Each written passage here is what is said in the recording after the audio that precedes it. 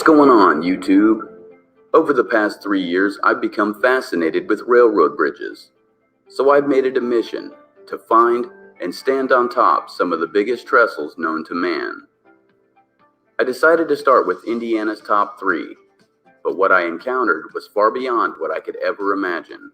Today, I'm visiting the biggest bridge of its kind in the United States and the third largest in the world. This is the Tulip Trestle. So it is very difficult to rate these bridges because each one offers a variety of different views. So on my top list, I'm ranking them based on height, length, and the location. Number 3 on our countdown is located in Monroe County. Unionville, Indiana is home to the Shuffle Creek Trestle. Built in 1906, this bridge stands 60 feet high and 970 feet long, marking it the state's third highest and second longest. This bridge offers stunning views of Lake Lemon. While this bridge is an amazing sight, it's ranked number 3 on my list because of a few reasons. The bridge is near a residential and very highly populated area. When ranking these bridges, I'm looking for not only the massive size, but also how peaceful I feel about the surroundings around me. I enjoy nature, and while this bridge is definitely one of the most amazing I've seen, its locality ranks the Shuffle Creek Trestle my third favorite. Number 2 on the countdown is located in Carroll County. Delphi, Indiana is home to the historic Monon High Bridge. Built in 1891, this abandoned railroad bridge stands 70 feet high and 853 feet long, making it the state's second highest and third longest. It towers over Old Deer Creek. Breathtaking views of nature can be seen from atop this magnificent structure. The secludedness of the bridge and the fact that it is part of a nature trail ranks it number 2 on my list. While the bridge is walkable, the deteriorating condition does make it very unsafe for pedestrians. However, the Monon High Bridge is definitely one of my favorite and certainly has its place within the top 3. Number 1 on the countdown is located in Greene County. Bloomfield, Indiana is home to the Tulip Trestle, bridge number X76-6, also known from locals as the Greene County Viaduct. Also built in 1906, it spans over Richland Creek Valley and is a whopping 157 feet high and 2,307 feet long. That for sure makes it the state's first in height and length. But that's not all. This is the largest rail trestle in the United States and third largest of its kind in the world. To get a better understanding, if we took the Monon High Bridge and stacked it on top of the Shuffle Creek Trestle, the Tulip Trestle would still be over 20 feet taller. Also, if we set them side by side to compare length, these two combined total a length of 1,823 feet. The Tulip Trestle is still 1,384 feet longer. Is that still not sinking in? To put this in perspective, that is as long as not one, but 2.5 Titanics laid end to end. From flame to tow, Lady Liberty is just 7 feet shy of the track. Upon visiting this bridge, which is in the middle of nowhere, you gain a sense of respect for the men building it. The sight is amazing, and I'm proud to say now I have completed the Indiana Big 3. Next is to conquer the world's Big 3. Well, hey, I guess I've only got 2 more to go now, don't I? Stay tuned for more photos from Jessica Milhoff Photography. I'm Anthony Greeno. Keep it Southern style, y'all.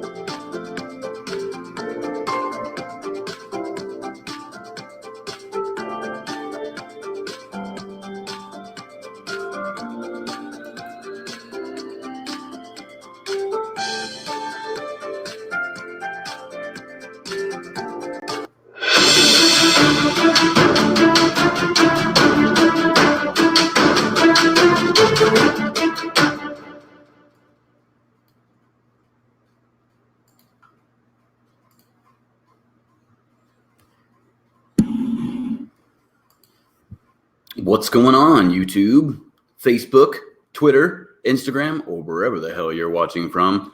I'm Anthony Greeno here live on WKAT, and thank you very much for joining me here this evening, ladies and gentlemen. Tonight I'm going to be answering some questions and pretty much just going over the usual, what we normally do here. And so I guess the first thing I wanted to address was the very first question. Diana Wilson says, did Flannel Shirt Guy notice if the bridge guy's shoes and pants were wet from crossing the creek? Diana, if you have not watched, I would suggest you go watch my reenactment part 3. It's called The Possibilities Unfolded, where I definitely go over that. And I guess we're going to go over it a little bit more right here. So right here is I had an actor go through the creek. Okay, in the same location that we can speculate that the girls had went through and that he had went through. And when you look at this, let me kill the audio there. You can see that his pants just look like a darker set of jeans. And the darker set of jeans, this is actually wet pants. Now, you really can't tell that his pants are wet up until you kind of focus in on the pocket area right there. And then you can see the two-tone in the jeans. The Flannel Shirt Guy said he did not notice anything suspicious about the guy, which to me tells me that he did not know that the person's pants were wet. And that's probably something that the bridge guy was really wondering about as he passed the guy. Okay, is he going to know that my pants are wet? Because that would say that he probably would stick out to most people, because why would his pants be wet in the middle of February? At the beginning of February, why would he have wet pants? Why would he be in the water in such a cold environment? So no, he didn't notice anything out of the ordinary with the guy when he passed him. So that is a great question. I am glad that you asked that. Thank you very much. And I hope that I gave you the answer that you were looking for. Now, also, Lisa says, is the bridge a 60-foot drop all the way across? Well, it's actually 70 foot high. And so if you want to take a look at the bridge, let's take a look at the bridge, and I'll show you exactly where it's a big drop and where it's not a big drop. Okay, so let me go ahead and close this part down right there. And I'm going to go ahead and pull up Google Earth. And here in a few minutes, ladies and gentlemen, I'm going to have someone, Captain Howdy and I are going to be conversating on here. And we're just going to be chit-chatting, and I'll be answering some questions, and him and I will just talk a little bit about the questions as they come in. So we'll do that here in just a few minutes. But first, I wanted to knock out some of these questions that came in. And let me go ahead and pull this up right here. Okay. And we all know that I'm going to go change this to a time frame of April 2017, which is closest to when the crime happened. Now, when you're looking at the bridge, and where you enter the bridge, this is the direction that the girls had entered from. When you enter this direction, you immediately drop off to the water. Okay, it's a cliff, 70 foot high, all the way across until you get about right here, right down there, just past, let's see, right here, just past the private driveway right here. It's not really that high. It is high, but it's not 70 foot. The ground goes up. Okay, right there, all the way up until it's a gradual grade right here.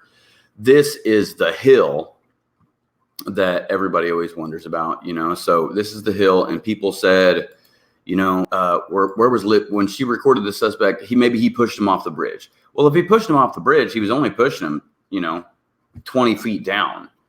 I don't think that they would have died from that short of a fall. You could, don't get me wrong, you could, depending on how you landed, but they were off the bridge already when he encountered them. So he didn't push him off the bridge. And no, it's not a 70-foot drop all the way. It pretty much is most of the way up until you get to the hill area. And then it's not that big of a drop.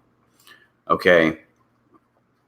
Now, let me see here. Let me scroll through.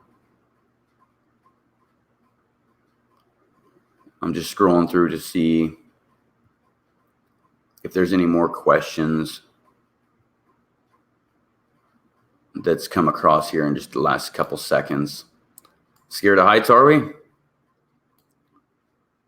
Okay, Peter Hardy, why can't police at least say they have a suspect?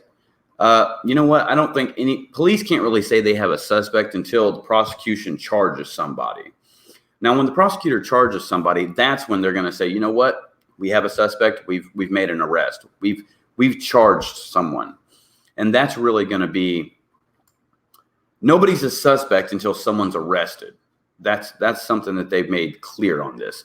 Nobody is a suspect until someone gets arrested, because then that person is charged. Other than that, everyone's just a person of interest. I'm a person of interest. Cunningham's a person of interest. Everybody that's been tipped in is a person of interest. And until someone is arrested, what does Doug Carter say? We're interested in almost everybody.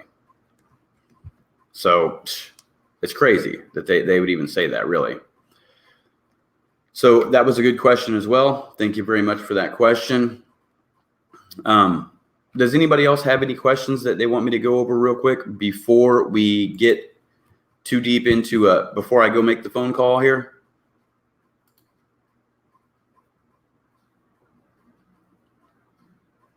Okay, where do you get that picture? I was using MapQuest and the aerial view is all green. Okay, well, I will tell you. You go to Google Earth Pro and download that. And Google Earth Pro, you can go on here and you can change the settings. Let me go back over here and show you this. You can change the settings on here. Like, look, I can go all the way back to March 1992 and look at that area. And then I can go back up to, here we go, September 2003. Now, as you can see, it wasn't that great of a picture back then. And then you can just kind of move on. But this is Google Earth Pro if you want to take a look at this. It is a little confusing at the time because you can actually go through and you can click on things. You can add paths. You can drop pins, different things like that. It is very cool. It's a very cool program to use.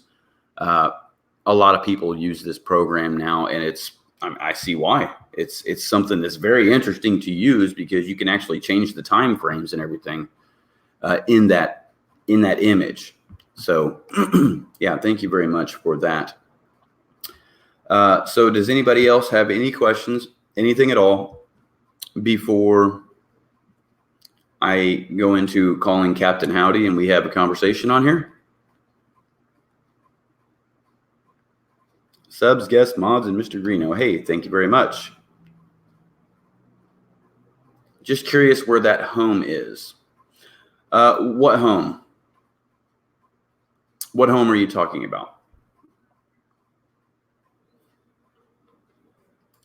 I'm not real sure. Okay.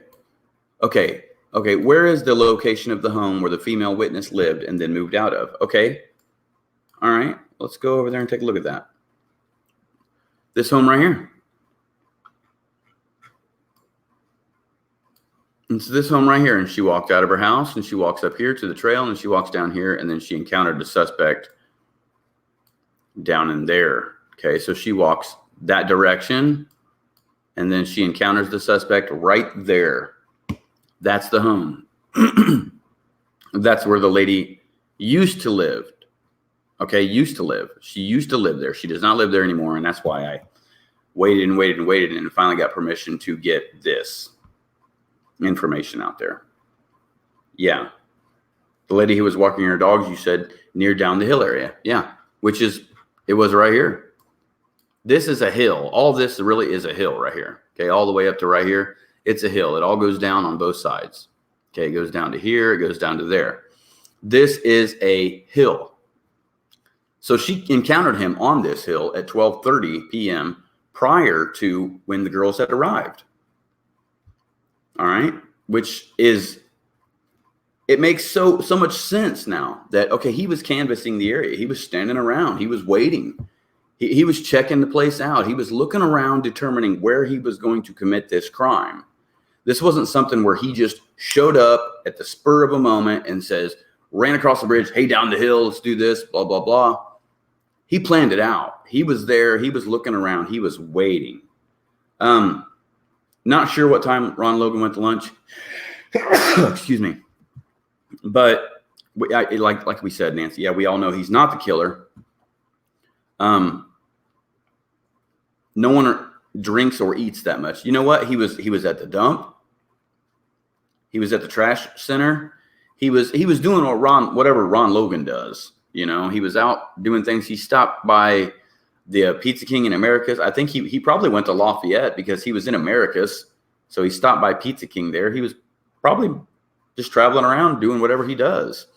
And that's kind of why he got in trouble because he wasn't supposed to be,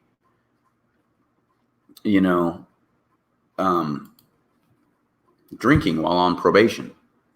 You know what I'm saying? So let me go ahead and call Captain Howdy, and we're just going to chit chat for a little bit and see if we can. We're just going to talk. Just talk a little bit. All right. So Captain Howdy, if you are watching, I'm about to be calling you, sir. So give me just a moment. If anybody's interested in sending me an email, you can do so at the email on the screen. Also, my PayPal information is listed right there. All right. So thank you very much for joining me here today. Make sure that you like the video and show all the trolls how much that you guys really, really like it. We don't have Super Chat on this channel. Okay, so if you do want to make a donation, then you would have to do so at the PayPal link that's shown on the screen. It is greatly appreciated that you do those PayPal donations. It is what helps us get to these places like that bridge footage that you guys seen. And we still got the Bobby Mackey strip coming up next month. And guess what? Next month is tomorrow. So today is questions and answers. And let me go ahead and give Captain Howdy a call, ladies and gentlemen. Be right back.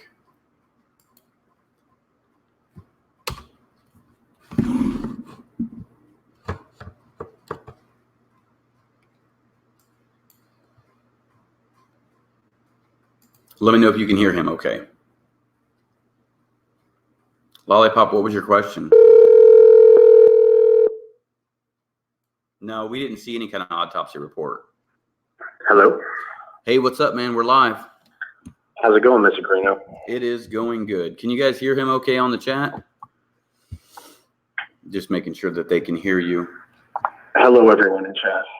I'm kind of doing my ghetto internet right now because my internet went down. So I'm using one phone to view chat and one phone to talk to you. That's cool with me. Excellent. So I didn't get to listen to the beginning part of your show. What kind of questions were you answering? There was just a question on the flannel shirt guy. Did he notice if the guy's pants were wet or not? I answered that. Someone else had asked a question if the bridge was a 70-foot drop all the way across. And I explained to him that it pretty much is, except for when you get across the private drive and closer to the hill, it's actually a hill that goes up. So it's not that big of a drop at that point. Okay.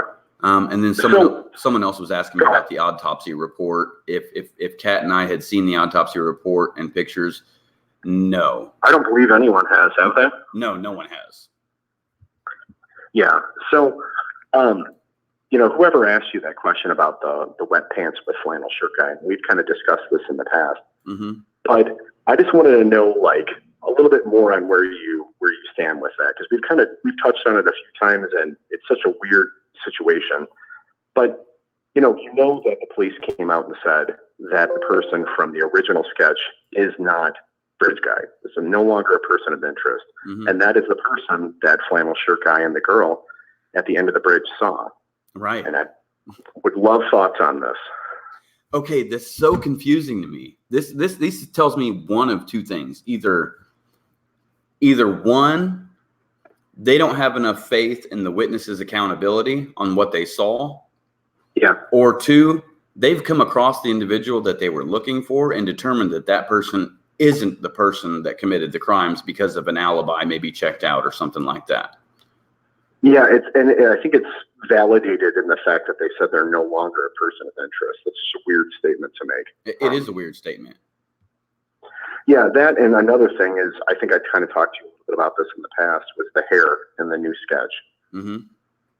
So, I mean, obviously, unless Bridge Guy pulled up his hood when he went onto the bridge, odds are he probably had his hood up or a hat on the whole time. And so whoever saw him with hair. They saw his hair. And you had mentioned to me that you thought it was possible that maybe there was a section of the video where, like, they had seen something that the police had seen that we as a public have not seen, and that's how they came up with that idea. And my thought with that was, if that is true, why didn't they come out with the sketch we're using now sooner? That's something that I wonder from day one, ever since this new sketch came out, that's something that I've really wondered, is because if this new sketch here was drawn 3 days after the murders by the police, apparently they got it from somewhere, you know? Yeah. So it's like, by the way, I'm warning you in advance. I have dogs, and if someone comes in and out of my house, I mean, you're going to know. So I apologize. Okay. My dogs go crazy. That's okay. Hey, that's what dogs are for. I have dachshunds, and I hate the world. So yeah, at least we know the bridge guy ain't gonna get you because you got dogs. Indeed. So I mean, I don't know. I think it's such a weird thing. It is a weird thing, and I don't understand why why they didn't. If they had this picture first, why didn't they just release it first? Were they just saying, well, you know what, this is what we think he looks like based on the video that we've seen, but we have two people at two different times that don't know each other saying that they saw this other guy. That's exactly why I think they released the sketch. They released it first. I think that the people that were responsible for that sketch, they believed them in the very beginning. And it's not that I don't think they believe them now. I think they just thought they saw someone different. But that's why I think that they came out with the original sketch, was that they had two eyewitnesses that, you know, kind of looked like. That's the thing with the video of the bridge guy. It's so subjective. I mean, I look at that video and you look at that video and we see two different people. I mean, you said that you see someone that looks older, and I personally see someone that looks very young in that. It's hard to determine. I mean, even down to the fact that he's got so much stuff shoved under that jacket of his, it makes him look like he's much bigger than he is, like he's more dumpy than he is. And I don't think he is at all. I think the guy's probably 180, 190 in decent shape. And I think he's in probably his late 20s, early 30s. Wow. So you do see the younger person. I do. But, you know, I'm kind of polluted though. Like that's a weird thing. That's why I made that video about with Harvey Carroll, where I was talking about like the enhancements. Right. It's such an important thing to know if that's possible to do. I think that I agree with a lot of some of the bigger YouTubers that he's probably, or other people have superimposed other images over top of, you know, stills from the bridge guy. Mm-hmm. It's just difficult to know. But I see a clean shaven guy. It's so distant and so pixelated. It's difficult to make out a lot there, but it doesn't look like an older guy to me. And even when I watched that video of you, man, when you were going through the woods and you were going back up toward the trail, you know, you're a young dude and you're in good shape. I mean, that almost killed you. Like, I would have been dead long before then. You know, like that would never have happened for me. And then you think about it, like whatever adrenaline hit this guy to actually physically kill two people, and then he's going to run. I mean, that's such a short amount of time that he had to have ran through those woods and got back up to that trail to be seen by Flannel Shirt Guy. I think you said it was, 2:47, that Flannel Shirt Guy, somewhere in that range that he saw him. Right. Well, I mean, I don't know, man. It's like, it's confusing. It really is, because, well, I guess it all comes back to me saying the time frame that I did it in. Okay, is just a guess on what he would have done it. Yeah. You know, but it's like, okay, if the flannel shirt guy and the lady walking dogs both said that they saw the man in the blue coat, it's not coincidental, or I don't think it's likely that two people were out there dressed exactly the same. I couldn't agree with you more. I was going to say, what are the odds? What are the odds that two people just so happen? I mean, you'd have to believe if that was a different person, like the police are suggesting, and they definitely have. I mean, there's a direct like quote from the police where they say this was a different person. It's not a different take on the same person. The first sketch, it's a totally different person. You would have to believe that there was another guy that just so happened to be out there around 12:30 and stayed till almost 3:00 that was dressed like the killer. And that's so bizarre to me. Right. Now, hang on just a second here. I got a couple questions that's coming in. Okay. Joanne Carter says, why do you think Bridge Guy didn't attack the dog lady? Well, I think that's pretty simple, that she had two big dogs with her. And maybe she didn't fit the profile on what he was looking for. Maybe he was looking for a younger, she's an older lady. Now, maybe he was looking for a younger female. Maybe this is just a guess now, that this was a sexually motivated crime and that he was looking for a young girl to do this to. I don't know. What's your thought on that? Sorry, I'm choking to death over here. No, you're all right. You choking? Yeah. You need the Heimlich maneuver? All right, I'm good. So, no, I agree with you about the thing with the dogs. The weird thing about that is with me though, like it kind of validated something that I thought was possible. So, you know, if Bridge Guy had been waiting at the pivotal point, that was like super exposed, and that's another thing I wanted to bring up to you, by the way. Sorry, I'm like dying of a cough right now, of course, the moment I get on air. The car and the CPS building. So I don't know if you heard the Minivan Traveler interview with Sergeant Riley, but he was very specific in saying that the car was on the side of the road. And I thought that was really, really weird. So, I mean, you would have to believe that Bridge Guy like went through the effort of concealing his entrance and exit and bringing these things with him. And I mean, if he really wasn't seen by Flannel Shirt Guy or, you know, the girl at the end of the bridge, if it really was a different person, then he went to great care to enter and exit those trails that day. And then he just parked his car on the side of the road. Like he just didn't care about it at all. It's such a weird thing to me. Well, to suggest that. You know what? I think the same thing too. And after going back and like listening to this thing, okay, Doug Carter says he parked near the old DCS welfare building. Okay. But then he also says on the east side of County Road 300. Now that would be on, if you're looking at the map here that I'm looking at, on this side. This is the east side. Yeah. You know, because this is east this way. So this would be the east side. So did he park on this side of the road? And if he did, how crazy would he do that? Now, I thought that maybe there's a parking lot right there. Well, exactly. And, you know, this is like a little area you could park, you know, right here. And when there's a parking lot over here, and then there's a parking area right here. Now, he could have parked here, but we don't know. I mean, it's some of the things they've said, they raise more questions than they give answers. That's why I think it's been so long to resolve this case. I mean, it's almost 3 years. This case is a train wreck. It really is. And I'm not knocking law enforcement by saying that. I think that the irony is that the fact that we have two sketches at all is why it's taken this long. Clearly something has gone wrong here. And if there really was another person, I mean, what would be the odds? I mean, that someone else was out there dressed like Bridge Guy, or at least similar enough to him to where people thought it was him. I mean, if that's a possibility at all, and that's what police are straight up saying happened, and that's conclusively coming from law enforcement, what a horrible turn of events to have happened here for people to have spent over 2 years searching for the wrong person. Exactly. It's very difficult to I mean, it makes everyone more confused than it does give any kind of answer, because I thought that, you know, at first I thought, well, the first sketch, you know, that was released, I don't really think that maybe looks like the guy. I think the guy looks fatter than that. But then, And then they come out with this new one, and I'm like, okay, that definitely doesn't look like who I thought it would look like.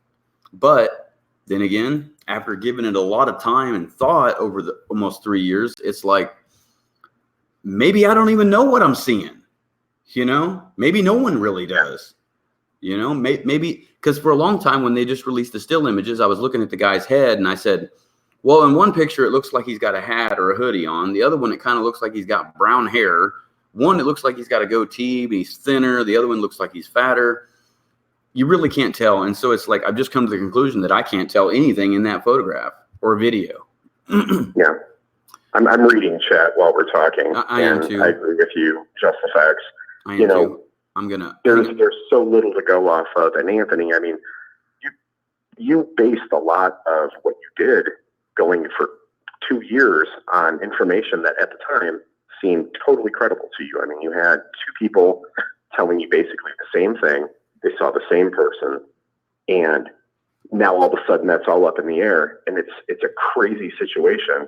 I think that's why I was really sold on Thomas Bruce, and I'm not going to knock Mike. I hope he doesn't kill me for saying this. I'm still kind of sold on Thomas Bruce at times, but there's moments where, like, I mean, this sketch, if they are accurate with this, obviously that doesn't look anything like Thomas Bruce. The new sketch doesn't. Right. And it's, I don't know, man. The whole thing, they have to release more. They're at a point now to where they're holding on to evidence because they want to ensure a conviction. But in order to do that, they have to have someone they're trying to convict. Yeah. And I don't see them coming near that right now. I don't either. I'm going to answer a couple questions real quick. Lollipop says, can you go to Flannel Shirt Guy and ask him if either sketch was the man he's seen? Flannel Shirt Guy already said he gave the description for the first sketch that was released, which was the older man. And so did the lady, Lollipop. Have I talked to Flannel Shirt Guy to see what he says? I have not talked to him since this new sketch came out, but I do know that he didn't know anything about that the younger looking man sketch until they released it. I do know that. Let's see here. Faith says, last night to Hoosier the Bruiser, that Greeno and Kat know things and they have seen things that most of us have not seen and can't tell everyone. I don't think that that's true at all. I mean, the only things that I know that most of you don't know is what I have encountered firsthand with the witnesses, with speaking to law enforcement, with going to the crime scene and walking in that area, meeting up with Ron Logan, the families, all this stuff. Those are the only things that I would know that nobody else really knows. And I haven't really given everything out that I know because I don't want to tip the person off of anything that I know that may actually be a correct lead in that. Let's see here. Was he really that calculated or just had to be that damn lucky? You know what? I think that he was just really thought out that day on his plan of action on how he was going to commit the crime. And he was waiting for someone to get across that bridge and then head over, because he didn't know if the lady walking her dogs, if her husband was sitting over there outside and waiting for her to come back. He didn't know that. Plus the dogs would attack him. He didn't want that. She does have 2 really big dogs. So I think that he just was very careful on what he planned on doing. And he knew that that no one else was with him because he waited for them to get to the other side before he got to him. That's my opinion. Has Charles Eldridge been cleared as a suspect? His social media creeps me out. Wears bands on both wrists. Loves his military gear, possible Marine symbol on his fanny pack holster. You know what? Charles Eldridge has never been a suspect in the crime. If you ask law enforcement, he's never been determined a suspect. He's only been determined a suspect by media broadcasting and social media rumors. Let's see. Then why would law enforcement? Okay. This is why Luminous Vision. It says, if all witnesses saw BG, then why would law enforcement wait until July 2017 to release the sketch? I will tell you why. Because the lady walking her dogs was hesitant to come forward because she was terrified that the bridge guy would be able to identify her. And you can go watch that press conference with Kim Riley when they released that. He says it in there that the person was scared that she might be identified. It took her a while to come forward. And she even said, is there anything I did to jeopardize the investigation? And they're like, no, We understand. Okay. I don't know if any witness gave the description for the younger looking person, because no one even knew that existed. And I'd never heard flannel shirt guy or the lady say that it was a younger looking person. Never. So I think that they may, like him and I were talking about just a second ago, I think they may have got that from the video. And that's just a guess. Okay. That's really just a guess on that. Okay. Yeah. So sketch one is now considered secondary. And the reason for that is unknown reasons. We don't know. We don't know why it's considered secondary. Like he was just saying a minute ago, is either they came across that person and determined that he's not the person, or anything. Okay. And Nancy says Carter said that they are looking for a person that left the vehicle. He did not say that person is the killer. Carter said that. Or Kim Riley said that. The sheriff says it is the suspect's vehicle. When I talked to the sheriff, he said that is the person that we're looking for, is the person who is in that vehicle that parked off County Road 300. So just because it wasn't released in a press conference doesn't mean that I haven't been digging into it, because I have all these questions just like you guys do, and I want to know the answers. And it ain't nothing for me to walk down there to the sheriff's department just right down the road and say, hey, I need to know this, this, and this. What can you tell me? And I'll push him for answers.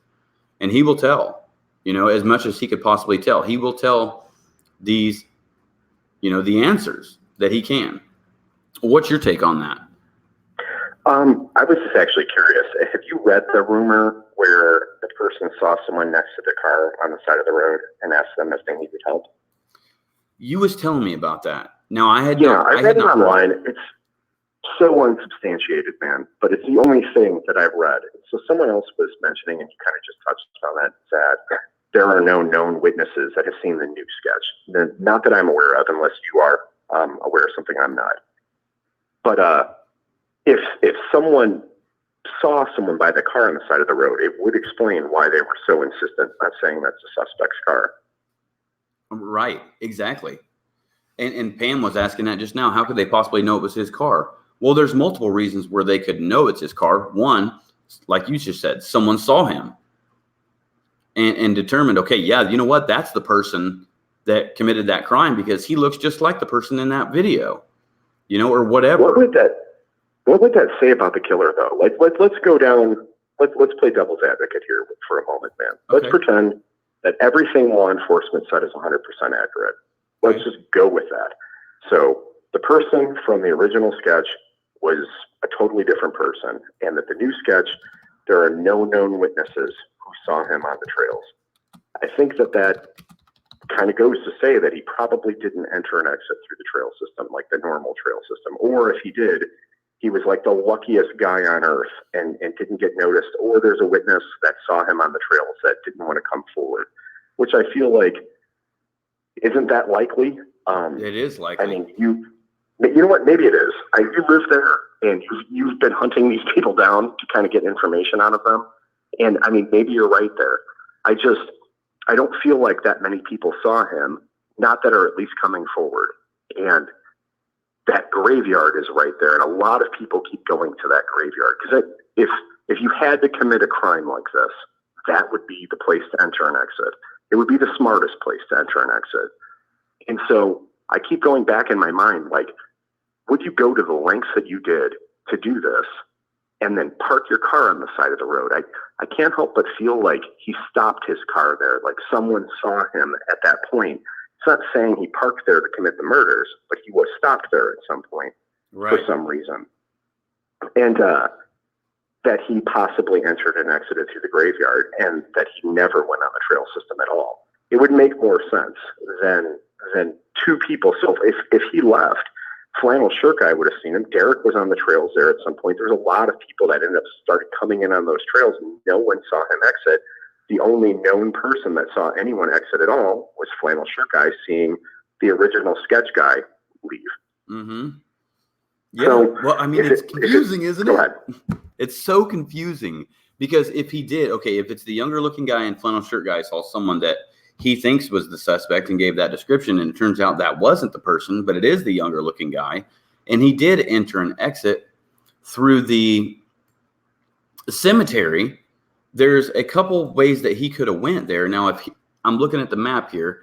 Here's the cemetery. So if he would have come through the cemetery, he would have jumped the fence, and he would have had to walk all the way through this rough terrain, past the deer stand, which is located right around in here. Okay, I think. Yeah, that's weird too. Okay, so he would have had to come this way, cross the bridge, abduct them, take them, leave them over here in this area, and then head back out this way, which is possible. It is. It is possible. Can I ask you another question, Anthony? Sure. Do you think he brought a cell phone with him? I think that if he brought a cell phone with him, they would already have had him narrowed down. I agree. So I think he intentionally did not bring a cell phone with him. Correct. This was someone who planned this and at great lengths. This is not. So a lot of people are suggesting out there that this guy was just out on the trails and ran into them. And it just, I do believe that 99% they were like victims of opportunity for him. But I think that he went there with the intention of killing someone that day. And I think that he knew that well in advance. He didn't bring his cell phone. He brought items with him to kill people. This was a guy that is local to that area. And if he entered and exited through that cemetery, this dude, I mean, Anthony, you live out there. You even said in one of your videos that you didn't even know the trail system was there. You know, like you'd lived there for years and you're like, where's that bridge? Exactly. What are the odds that if you went on those trails and did not know there was a path to the cemetery there, what are the odds that you just so happened to find it? If he used that cemetery, this is someone who profoundly knows that area. Exactly. And that's something that I can't get past my head is going there the very first time. When I showed up there the first time, first off, I had a problem finding it. Okay. Because I was like, where is this bridge at? I'm looking for the big bridge, not thinking it's way off in the middle of the woods somewhere. I kept seeing the Freedom Bridge, kept driving around County Road 300, never came to it. And then eventually, the people I was with was like, no, we got to park way back here. And I'm like, well, why did we even come this far? They're like, I don't know. I thought you knew where you was going. So we went and parked at the general parking area, made our way down to the area that the girls were dropped off, figured that area out, and then made our way to the bridge. I did not know from just my first time being there that the cemetery was to my left, couple hundred, maybe 300 yards, 400 yards. I didn't know that. So to stumble upon it your very first time there would be really, really, really unlikely. And that's what you was just saying. This person has profoundly known the area and knew where everything was laid out for sure. So the weird thing is like originally I was totally sold on Garrett Kurtz. Like I was on the Garrett Kurtz train all the way. The problem is Garrett Kurtz is dumb. And that's where I can't like immediately say it's definitely him. The guy is dumb as a rock. So, and whoever did this doesn't strike me as someone who's like mentally challenged, as I'm pretty sure Garrett Kurtz was. Right. The guy set himself, I mean, he was threatening Nicole Bowen online right before he killed her. So clearly this dude doesn't put a lot of thought to things before he does it. Exactly. But he, at the same time though, I mean, you definitively proved he was at Ron Logan's property. This guy was obsessed with horses. This is someone who knows that area. And, you mentioned the tree blind. I'm curious, how far away is the tree blind from the area where the girls were killed? Pretty good distance. So if you're looking at the map on here, and I think it's like a 10-second delay on your thing, but the tree blind is right in here in this area. And then the girls were killed or were left. Okay, so the tree blind is here. The girls were left right over here. And it doesn't look far by looking at this on Google Earth, but in reality, it's a pretty good ways. And it's very, very, very steep incline going up from where they were found to where the deer blind is. Okay. Okay, and it's a pretty good distance. Okay. I was just curious. I would bet money. I mean, like, especially like even if he took them there. Well, let me ask you a question before I kind of like go off on a tangent here. Do you think that he was planning to abduct them, or do you think that he was intending to take them to the site that he killed them at? I think he was intending to take him to the site that he killed them at. Now, do I think that? Too? Yeah, I do. Because I don't think that it would be very difficult to abduct somebody and take them somewhere in the middle of the day like that. I feel, even though he did what he did in the middle of the day. Yeah. I just think that he was trying to get them across the water to the most secluded spot, because that's the only spot that you really can't see from anywhere out there, from on the bridge, from on the hill, from the private drive. You can't see where they were left in the area that they were left in, you know, and he knew that. I think he did too. I think that he, you know, like we were talking about before, planned this out in advance. So this is someone that would have been to those trails beforehand, and he wouldn't have been on the trails. He would have been off in the woods, you know, walking around planning this out. If anyone saw someone doing something like that, or like even whoever this guy is especially if they're actually local to Delphi or the Delphi area, because I mean, it's a weird thing. I live in Indiana too, Anthony, and so like the town I live in encompasses probably 7 other towns that are all technically my town, and so Delphi, I think, is kind of the same way. You know, so I have to live in Delphi, the Delphi area. Someone that's from that area that was out in those woods off the trails, kind of scouting around. That's why I thought about the deer blind. This is whoever did this. It's kind of got like a BTK type feel to them, especially with all the religious references that were made in the April press conference. Right. There was some major religious overtones. What I thought was weird, I know I'm kind of trailing here, was that everyone was like, you know, why did he mention the shack? Why did he mention the shack? Well, he's not the first person to mention the shack. Kelsey was. Kelsey Grammer was. Our German. Kelsey German was. She mentioned that movie in an interview months prior to Doug Carter bringing that up in the press conference. And they actually had a sign-in sheet at that press conference where they were checking to see who came in and out of the building. And I wonder if they referenced that because they thought that maybe he had watched that interview with her. Right. Well, that's very possible. Now, hang on a second. Let me answer some questions here. Pam says he was there till 5 o'clock, ? Why would he stick around that long? No, Pam, he wasn't there till 5 o'clock. They're saying between the hours of noon and 5. They're saying somewhere in between there. A lot of people take that to heart when they say noon to 5. They're saying he was there from noon to 5. No, he wasn't there from noon to 5. He was there in between the hours of noon to 5. Now, I'm pretty sure that once he committed that crime, he was out of there. And Cairo says about the breaking the horses at Ron Logan's thing. Okay. So just so you know, I was at Ron Logan's filming the horses to make the story when Gray Hughes aired that podcast. I was there at Ron Logan's filming those horses to make that story. And on my way home, he went live. And so I needed to make the video and then air it. Okay. So I had made it like that. Okay. So I was actually there while he was doing that. We was actually communicating at the same time prior to him airing that. We was communicating with each other. Okay. And we did something very, very similar on the thing, except the only thing difference is I was there filming the horses and he wasn't. Okay. But he was using the pictures and I was just getting a better layout of the land. Go ahead, dude. No, I was just reading the comments here, and someone was talking about someone else that Garrett Kurtz killed. It was Sharon Parker. She said, Garrett was dumb enough to kill Ray Hanish, I believe his name is, and choke him to death. I have never heard of this, okay. Sharon. Yeah, Sharon, that's just a rumor. He's never been charged with that. The prosecution has never said anything about that. They say he's not a person of interest in any other crimes other than what he is, because someone actually had said that, and I called and asked him, and they're like, he's not involved in anything else that we're aware of, and we're pursuing this investigation as is, not another investigation. So that's just a rumor that people are flooding around on the internet. So weird. I mean, you got to admit though, what are the poor Ron Logan?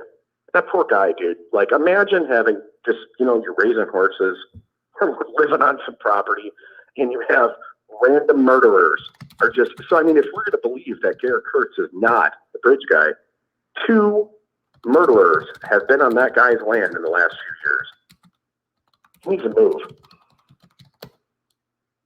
Right.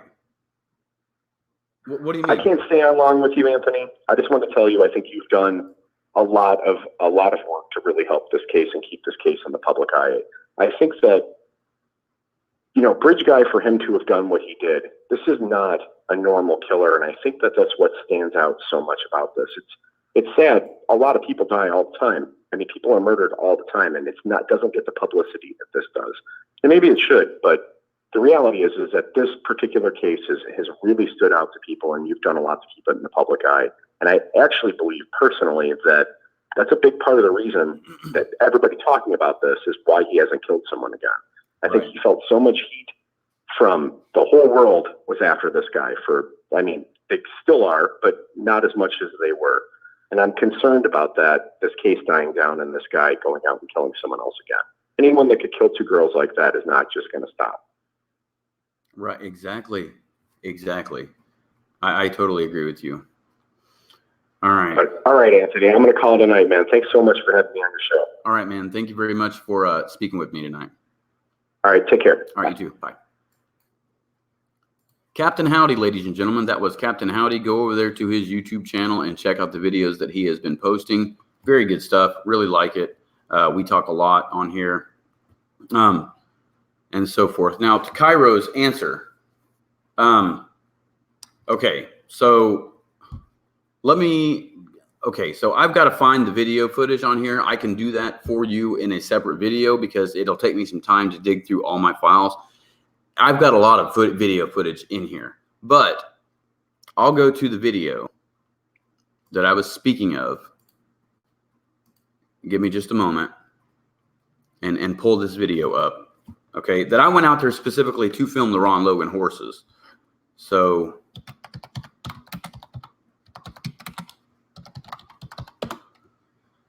let me pull this up. And there it is. Okay, so,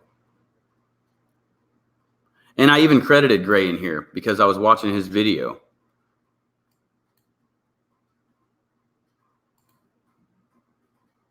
Some footage that I shot of Ron Logan's horses. Now notice that horse right there in the back. Okay. This is the reason that I went and shot that video of the horse. Okay, was to go get the video for this specific incident. Okay.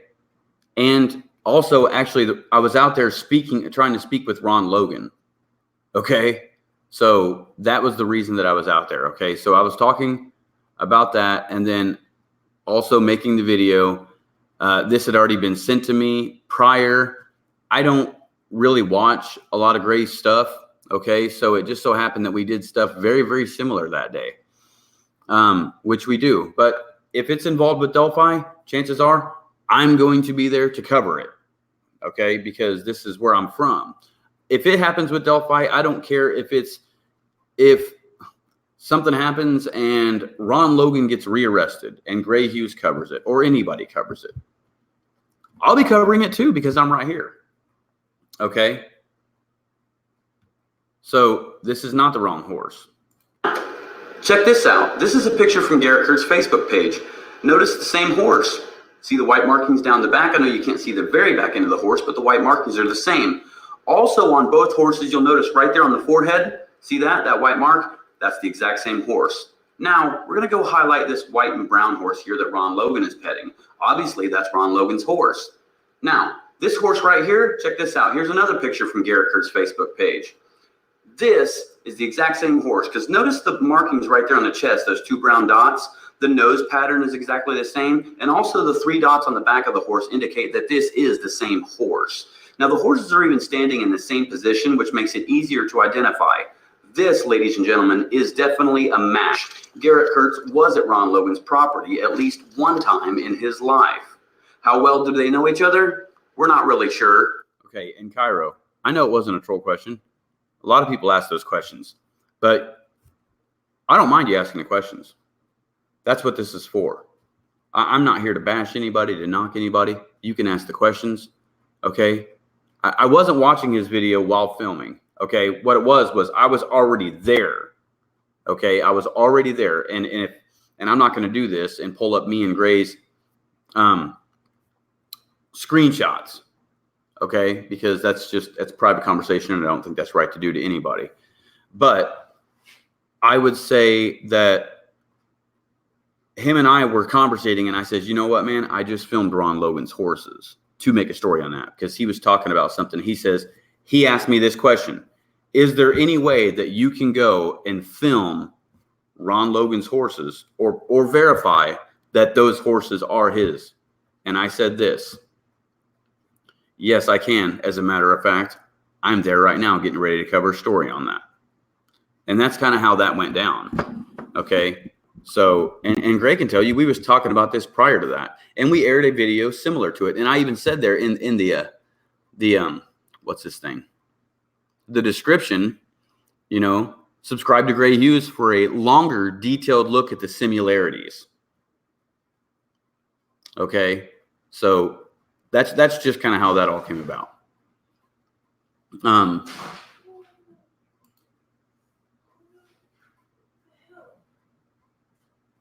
These kitties are going crazy in here. So anyway, is there any other questions? Yeah, you know, I don't care who covers what on Delphi, but it's a guarantee that you can bet that I will cover it. Okay, I will cover anything that has to do with Delphi. Well, you know, a lot of people around here, if you do horse training, chances are you do it a lot for a lot of people in the area. I don't know really much about the horse training thing. Don't know anything like that. It's not me. That's not my cup of tea right there, is the horse training thing. Have I heard of Garrett Kurtz before? Yes. Did I know him? No. Because it's such a small town here, everyone seems to, you really know everybody. Okay? You just know a lot of people. And you come across and you say, you know what? Yeah, I've heard of that guy, but I don't know that guy. And a lot of people say, well, how come you didn't know this? Or everyone knows everyone there, but nobody knows the bridge guy. Well, no, I think that people do know the bridge guy. They just don't know who he is because you can't tell who he is.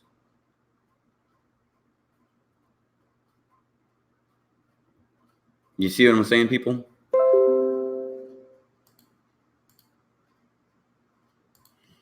So yeah, if you're interested in making a PayPal donation, you can do so right there at the thing on the screen. Make sure to like this video if you guys do like the content. And if you want to email me, you can send me an email to that email address right there. But I have a question for all of you. Since it's questions and answers, I have a question for you guys. And my question is, how did you hear of the Delphi murders? And I guess, when did you hear about it? So go ahead and answer me in the comments section. I'm curious to know when you guys, or how you guys have heard of the Delphi murders. You know, how did you hear that?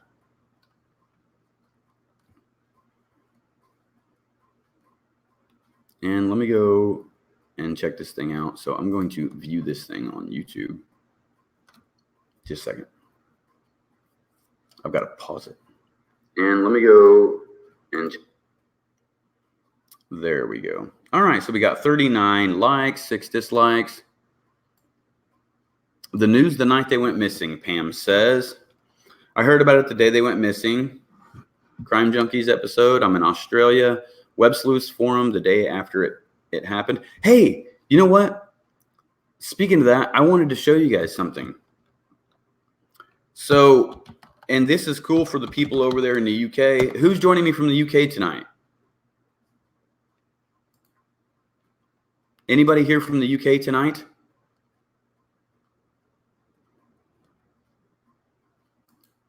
I would certainly hope so. That maybe someone out there is from the UK, because I seem to get a lot of you United Kingdom people on my podcast. Now let me go find this thing. All right, so I need to pull this up right here. Okay. Give me just a second.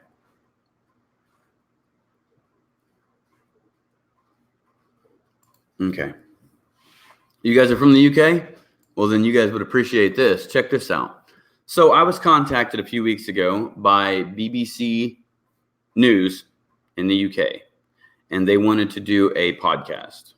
They wanted to talk about, or they wanted to use some of my clips from a couple things in my videos about the Delphi murders. And they also used Minivan Travelers, surprisingly.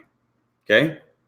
They used a couple clips, but they used a couple clips from mine and then they credited at the end. So I just wanted to show you guys a couple clips, like the intro part. I'm not going to play the whole thing. If you guys are interested, go to, it's called The Next Episode. And it is True Crime Online. Okay. Well, it can't be too fake because they're using my footage. All right. But anyway, listen to this. Hello everybody, welcome back to my channel. So this week we are doing the Delphi, Indiana murders. A couple of years ago, 2 girls were murdered whilst hiking near their hometown in Delphi in America. The case is still unsolved and the killer hasn't been caught. 13-year-old Abigail Williams and 14-year-old Liberty German. There were 2 girls that were on a hike. The 2 girls were discovered murdered.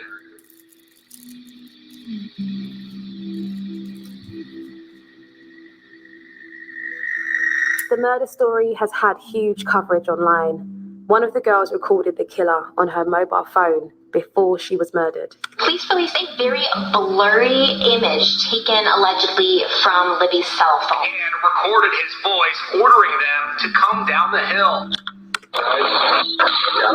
The person talking is one person and is the person on the bridge with the girls. Looking now, there are hundreds of YouTube videos and online forums chatting about the case, trying to solve it. There's a possibility that he might have walked them up this gravel road, and that's where he set down the hill. We are the Delphi killer's worst nightmare. It drives me crazy because I can't solve the case. And it really eats at me every day. It hurts me. This is part of a trend. Some of these videos have hundreds of thousands, even millions of views. Isn't that interesting that they reached out and said that they wanted to use some of my clips from that? That's interesting.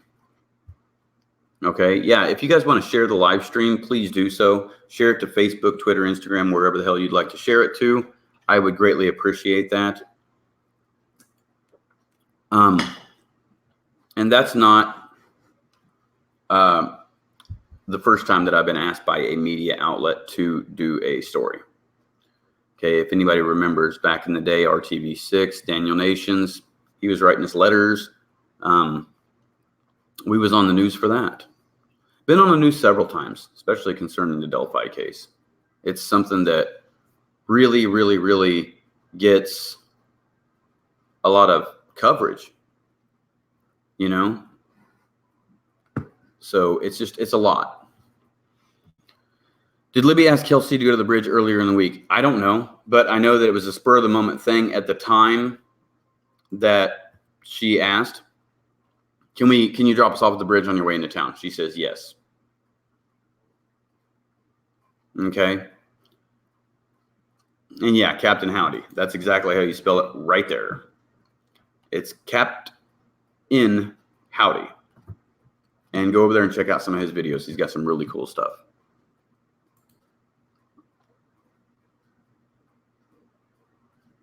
Libby's family says they are not related to the Garth family. Well, if that's what they say, then I guess we got to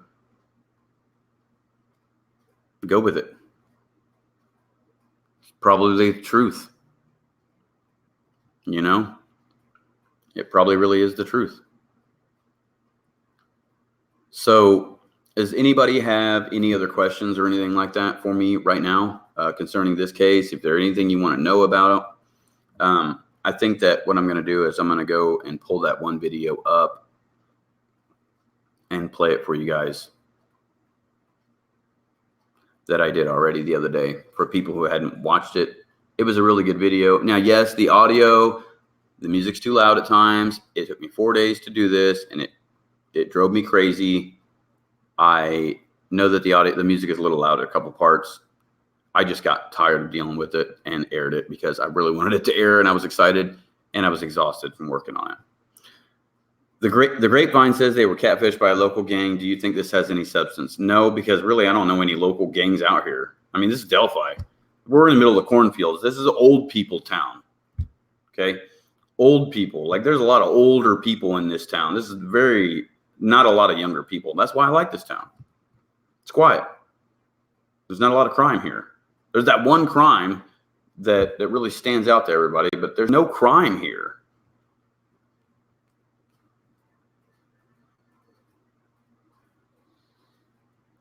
Okay. Do I know the initials TJ? You know what? I don't need initials. You guys can just tell me people's names.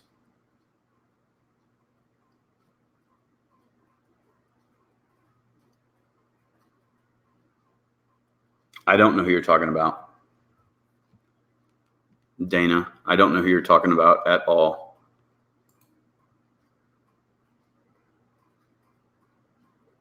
I've never heard. Oh, the Kokomo crew. Kokomo's so far away from here, people. It's not. That's all rumors and speculation. That Kokomo crew stuff, dust in the wind. Really, I mean, it's not true. Yeah, it wasn't anything like that. Kokomo crew. Okay, anybody that thinks that they're in some sort of big time gang around Delphi, Kokomo, give me a break. You know.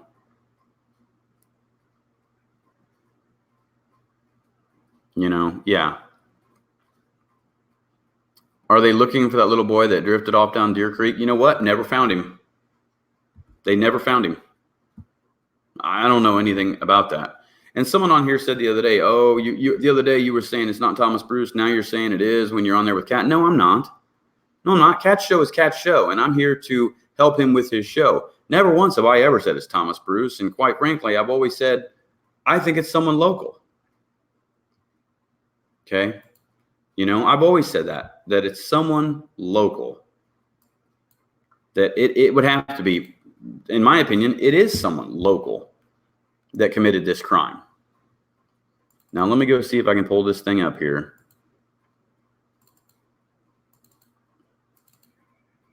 And see if I can find it. Okay.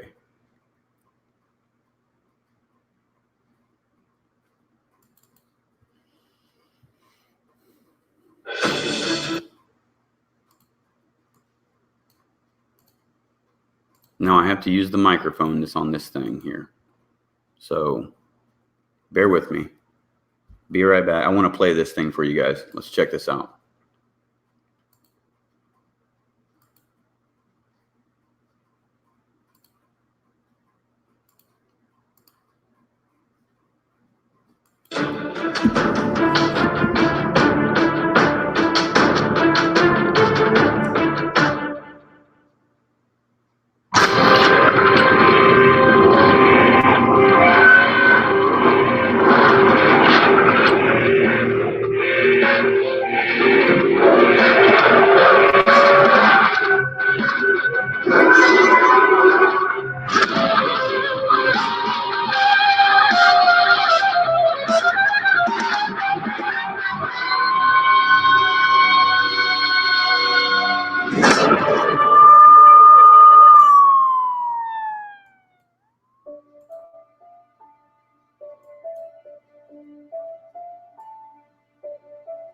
Liberty had the presence of mind to turn on her video camera. There's enough there that somebody could recognize this person's voice.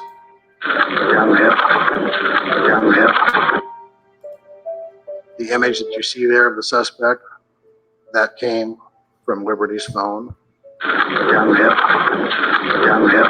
This young lady's a hero, there's no doubt. To have enough presence of mind to activate the video system on her cell phone. The FBI plays an important support role in this investigation. We have more video. We're not releasing it. It's germane to our investigation. If you're watching, we'll find you. We've never had this before. We need to get the murderer of Liberty German and Abigail Williams into custody sooner rather than later.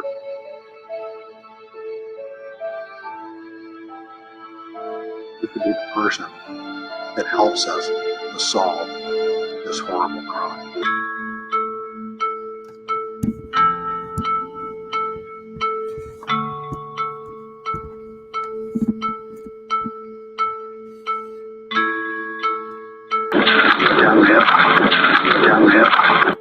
voice that echoes. Over and over again, that murmur you're hearing may have been one of the last sounds Abby and Libby heard as Libby recorded it on her cell phone. But whose voice is it? No one knows. But it belongs to this guy, seen here in this grainy photo taken from one of the victim's cell phones, just moments before their death. Approaching over 2.5 years later, that man remains unknown. Did the one who produced that phrase look like this bearded man with the cap? In July 2017, investigators insisted that this FBI composite sketch was a more detailed image of the man shown here, also known worldwide as the Bridge Guy. We always feel it's important to the case. We feel this is very important because it actually gives a better view of the person in the picture that you see down below. It shows a little more facial features, gives you a little more information on what we're looking at, who the suspect might be. 1 year into the investigation, we asked police if they were willing to release more audio and a clip of the actual suspect walking. Months ago, it was mentioned, why haven't you released more of the video to give an idea of his gait, how he walked? And I think the comment was that you weren't comfortable at that time. You weren't at the point of doing that. 1 year in, are we now considering doing that? Give us more to work with? No, we are not. We think that we've released enough now that if there's a possibility of identifying the killer based on that photograph, we'll be able to do that. And that's all I like to say about the video and audio. We really hear somewhat more information from investigators, like more evidence made public for public consumption. I feel it's not enough for the public. Somebody would have been able to come forward to identify him by now. So I think if they release just a bit of that video, give us an idea of his stride, his gait, that he has a limp, for instance, it would help somebody maybe be able to say, you know what, I do know that guy. Carter's not willing to give out more details at this time. And so it was. The clock slowly fades into another minute, another hour, and eventually another year, with the reward reaching over $250,000 and over 45,000 tips. Still, no arrests have been made. Then, in April 2019, law enforcement announced a new strategy. They called this the New Direction. We believe you are hiding in plain sight. For more than 2 years, you never thought we would shift gears to a different investigative strategy, but we have. Additional audio was released of the suspect's voice. And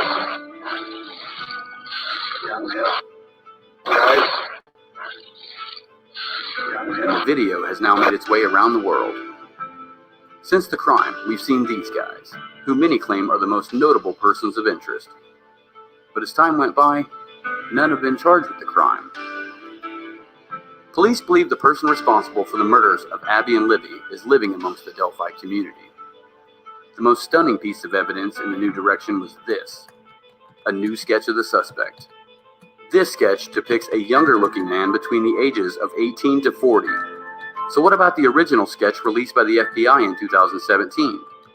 Police clarified, this sketch should now be considered secondary, that the two men in these sketches are not the same person, and the person in this sketch is no longer a person of interest in the case. They further added that the newer drawing was actually created 3 days after the murders. So the question that's on everyone's mind is, have we been searching for the wrong man this entire time? Those sketches were created from people who spotted the suspect on that day. Well, obviously this new sketch, we've all been looking for the wrong man for 2.5 years. But with that, why are the two sketches so different? Most of us think we see things, but in fact, we don't see what we really saw. Jim White is a retired state police district commander and is now part of IUPUI's School of Public and Environmental Affairs. When we go to the artist and try to get the artist to create a rendition of what we think we saw, many times it's not what we really did see. And where did this sketch come from then? Two witnesses claim to have seen the man shown here, on the trail, around the time the girls went missing. One was a woman walking her dogs. Since the woman has since moved, Greeno Productions has obtained permission to show the area in which this took place. The timestamp, February 13th, 2017, approximately 12:30 p.m. The location? The infamous hill located just off the southeast side of the Monon High Bridge. The second witness is more commonly referred to as Flannel Shirt Guy. The timestamp? February 13th, 2017, approximately 2:47 p.m. Flannel Shirt Guy claims to have crossed paths with the suspect in this general location. The suspect was headed in the direction of the Freedom Bridge. Flannel Shirt Guy, who has been identified as David McCain, says that he didn't notice anything suspicious about the man at that time. It took almost 2 years for McCain's statement to finally hold some merit. Indiana State Police Superintendent Doug Carter pled for information of an abandoned vehicle that was parked off County Road 300 North alongside the old DCS welfare building.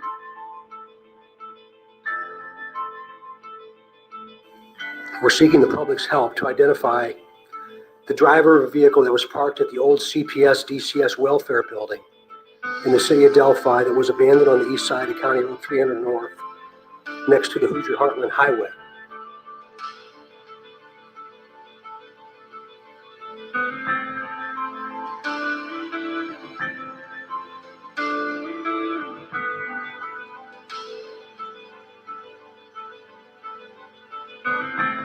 Provided that is the suspect's vehicle, Flannel Shirt Guy's statement now seems corroborated as the direction the suspect was heading upon passing McCain was back to his vehicle, which is located at the County Road 300 North trail entrance, Site B. If the suspect parked at this location, then it would show that he had premeditated this attack. This is the general parking area for the Monon High Bridge Trail. The suspect parked here because he knew that this was an area that majority of people would never enter from. He could remain isolated and away from potential witnesses that could identify his vehicle. It also seems more so premeditated due to the fact that the suspect was seen on the south side of the bridge over an hour prior to when the victims arrived. This indicates that he was canvassing the area, planning a calculated attack. He was engaged in conversation with the woman walking her dogs while standing on the hill. Ironically, that is the same hill the suspect can be heard ordering the girls to go down during the abduction portion of the crime.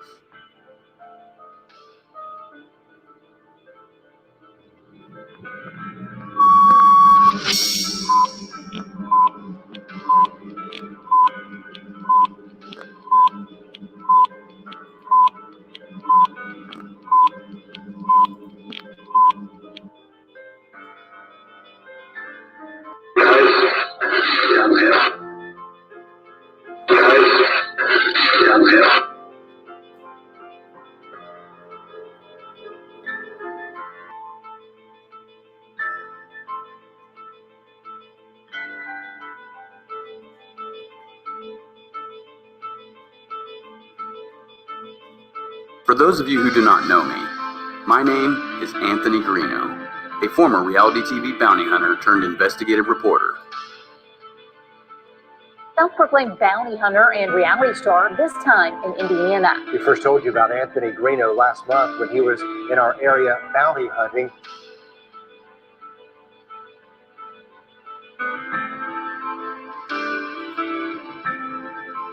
Now, according to this convicted felon's Facebook page, he is back in Indiana and is working with the local sheriff's office and the FBI to track a killer. 14-year-old Libby German and 13-year-old Abby Williams disappeared while hiking. They were later found murdered in the woods about 70 miles outside of Indianapolis in February. The Carroll County Sheriff's Office tells us Greeno is working with them and is not responsible for creating more rumors over the killings.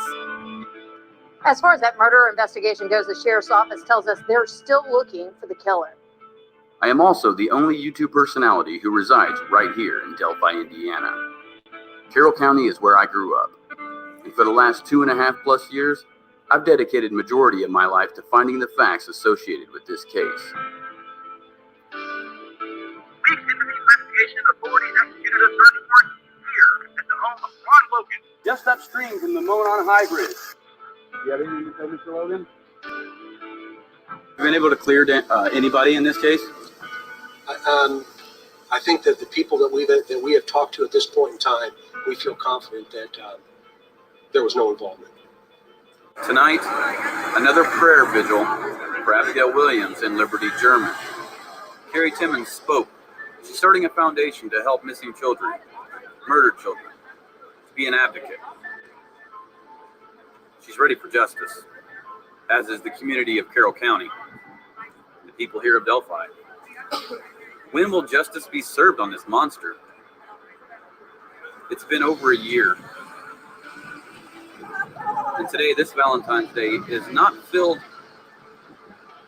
with happiness, but with disappointment that there is no justice and there is no one behind bars. We'll discuss the possibility that the suspect could have parked here. Right. And that's why no one saw his vehicle. Okay, so I just showed you the photo. Yeah. Tell me about that photo. Was that photo enhanced by law enforcement at all? That is the first time actually I've personally seen that. Okay. And that is not supported by law enforcement that I'm aware of, Anthony.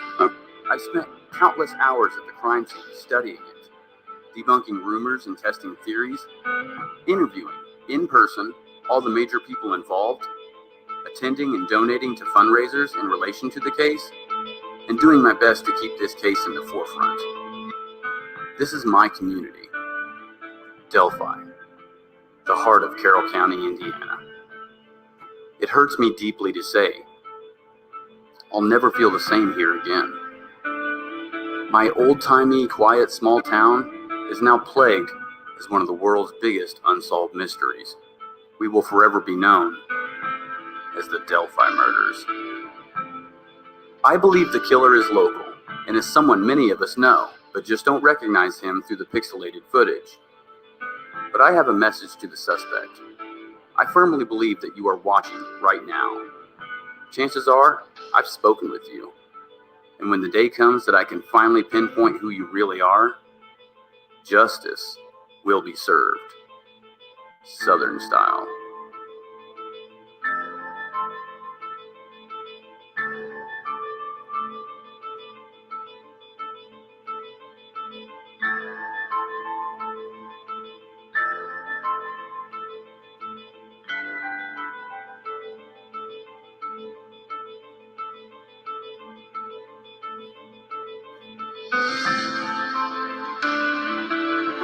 We are following breaking news tonight out of Indiana. Someone has murdered 2 girls.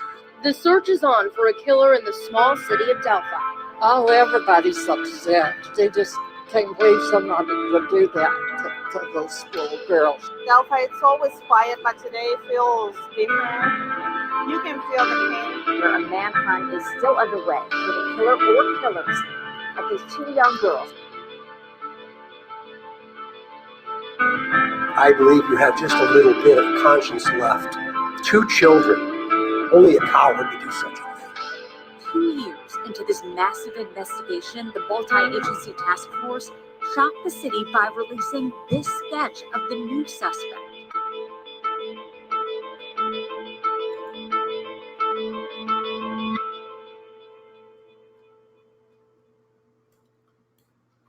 That right there, ladies and gentlemen, is the tip line, and email is abbyandlibbystip@cacoshrf.com. And the phone number is 844-459-5786. If you are interested in making a tip regarding the Delphi murders, real tips are what we need, but no tip is too small. But make it legit. Please make it legit. That video took some time to make. And the reason it took so much time is because my heart is in it. I really want justice for this community. It's something that is, it's plagued us here. That's all you see is the sketch everywhere and photos of the bridge guy everywhere.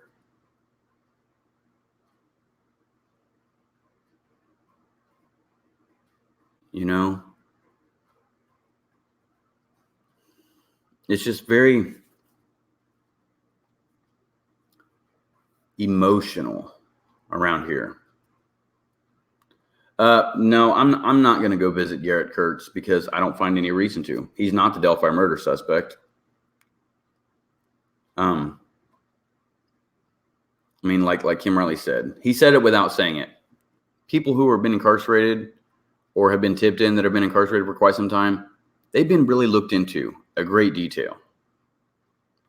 He didn't do it. I don't find there's any reason for me to go visit Garrett Kurtz because, quite frankly, he's not even a person of interest in the case. According to the sheriff, that's just someone that the media has broadcast, that social media has broadcast. He's never been labeled as a suspect in the case of Delphi.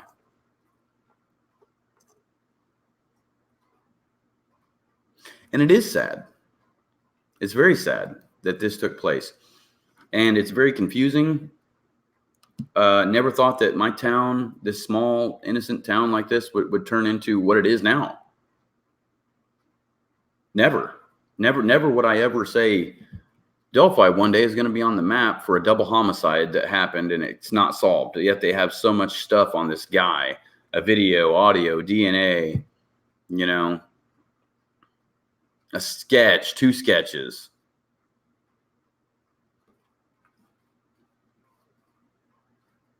And you know what?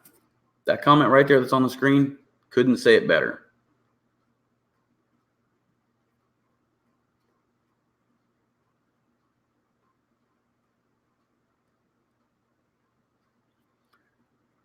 Once the bridge guy is caught, people will be shocked. And you know what? I will be too. Because chances are, I know who the person is. And just can't realize it.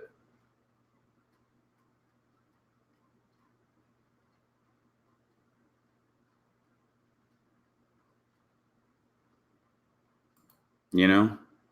You just can't tell. I can't pinpoint it. It's very difficult for me to sit back and say, yeah, that's the guy, because you just can't tell. You just don't know.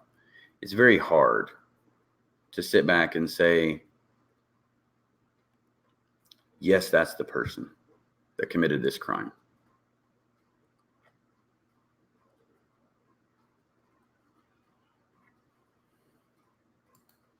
You know, I want to be able to. I want to be able to look at that and say,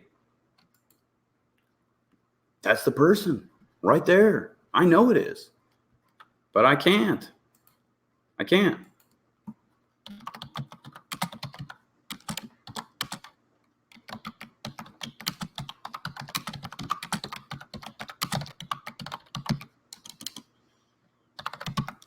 Does anybody else have any questions for me?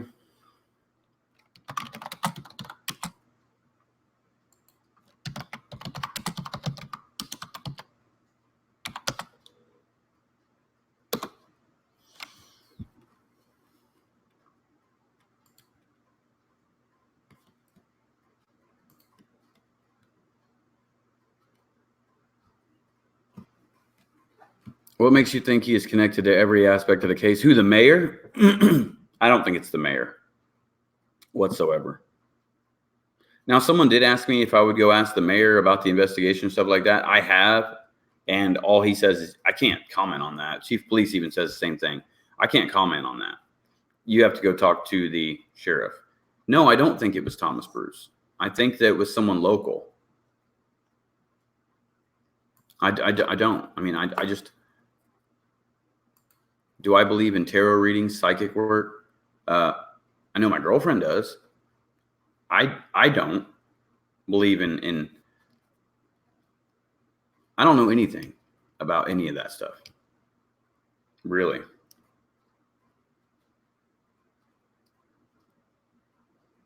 Yeah, I have a person of interest. And I won't ever say who it is. Who's SL? Oh, that Lanford? No. Or LaFond? No, I don't.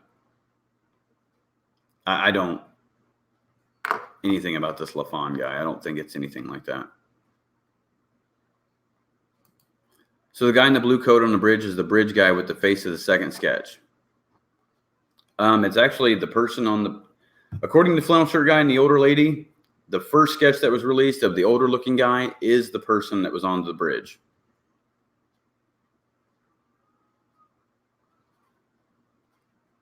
Well, yeah, the witnesses said that the first sketch was created because of them. No, my person of interest is not a prominent person in Delphi, but is from the general area. I would say in this area over here where I had been saying that the person who most likely committed this crime had a reason to go by the high bridge and would most likely live somewhere in here. Somewhere in this general area right here.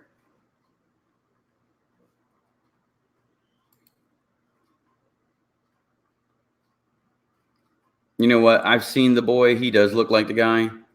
I don't think that he is the person.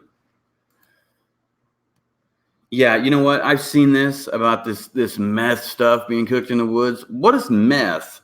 And this is my question. What does meth have anything to do with this? This isn't some meth cook that the girls, I mean, someone wouldn't do that. You know what I mean? Like, run across and get two girls that are out there taking pictures. You know what I mean? And take,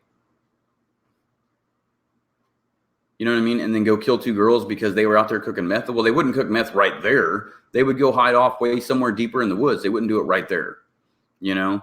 So it's not like you'd run up there and kill the girls because they came up on a meth lab or something like that, because that's just not possible right there. I mean, it's possible. Anything is possible. It's possible that Ronald McDonald was standing out there at the trail. But that is way unlikely for them to come across a meth lab in the middle of the trail somewhere and then cross the bridge, and he crosses after and kills them and does all this stuff.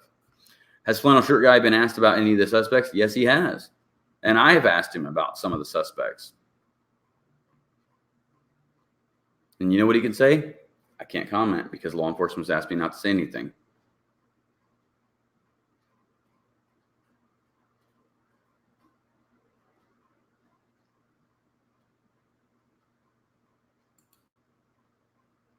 Someone on meth could do this. Someone off meth could do this. That's the thing. Someone who's not even on any drugs could do this. Could go kill someone. Anybody could. You know? I mean, to me, it wouldn't be someone who's on drugs to do this. This would be someone that is absolutely just, I think it's sexually motivated. I mean, why else? You know, why else would someone just randomly do that? There has to be some sort of motive in this case. You know, like there's got to be. It's got to be some sort of motive for sure.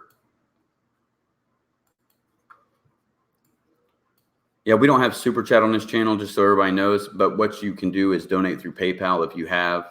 Thank you very much. I greatly appreciate it. We need 1,000 subscribers before super chat can be enabled on this, and we're not that far away. We're less than 100 away. So if you guys are not subscribed to this channel, please do so. Encourage other people to subscribe to this channel. And my question for everybody, and I'd like you to post it in the comments section after the video is aired, or if you're watching this after the video is aired, is how did you hear of the Delphi murders?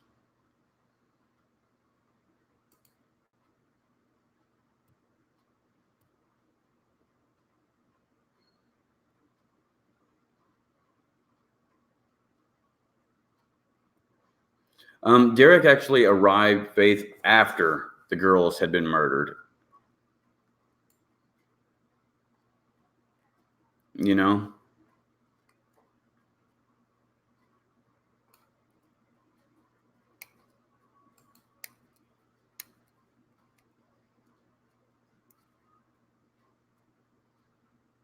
Even early on, there were numerous people reported and arrested for indecent exposure on the trail system. Not this trail system. This is the Monon High Bridge Trail. Now, there's a Monon Trail, which that happened down in Indianapolis. Okay? There's never been anybody arrested out there for indecent exposure on the Monon High Bridge Trail. Never. Okay? I just wanted to make that clear, that the Monon Trail and the Monon High Bridge Trail, two different places here.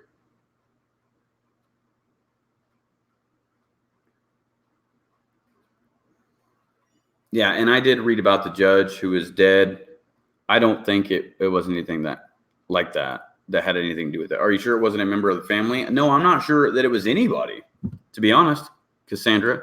I'm not sure that it wasn't anybody. I'm not sure that it wasn't someone that I'm real close to. We just don't know.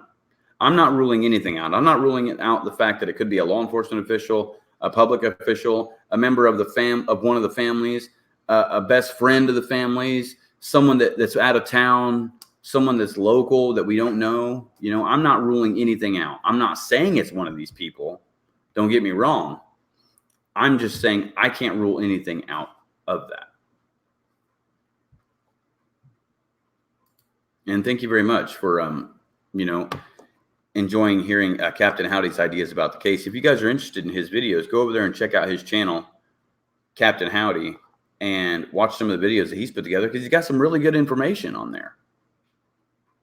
You know, I'm not just right all the time. I don't claim to be right on everything I say on here.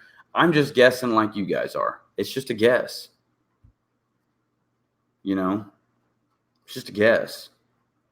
I appreciate anyone's ideas. Greeno, do you think the girls knew Bridge Guy or knew of him? No, I don't think they knew him. Because, or maybe they didn't know of him, but just didn't know him. But they most likely would have said his name in that video.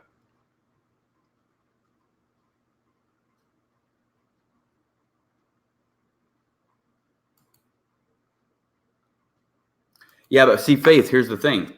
He was already there before the Snapchat post. He was already there. He was seen at 12:30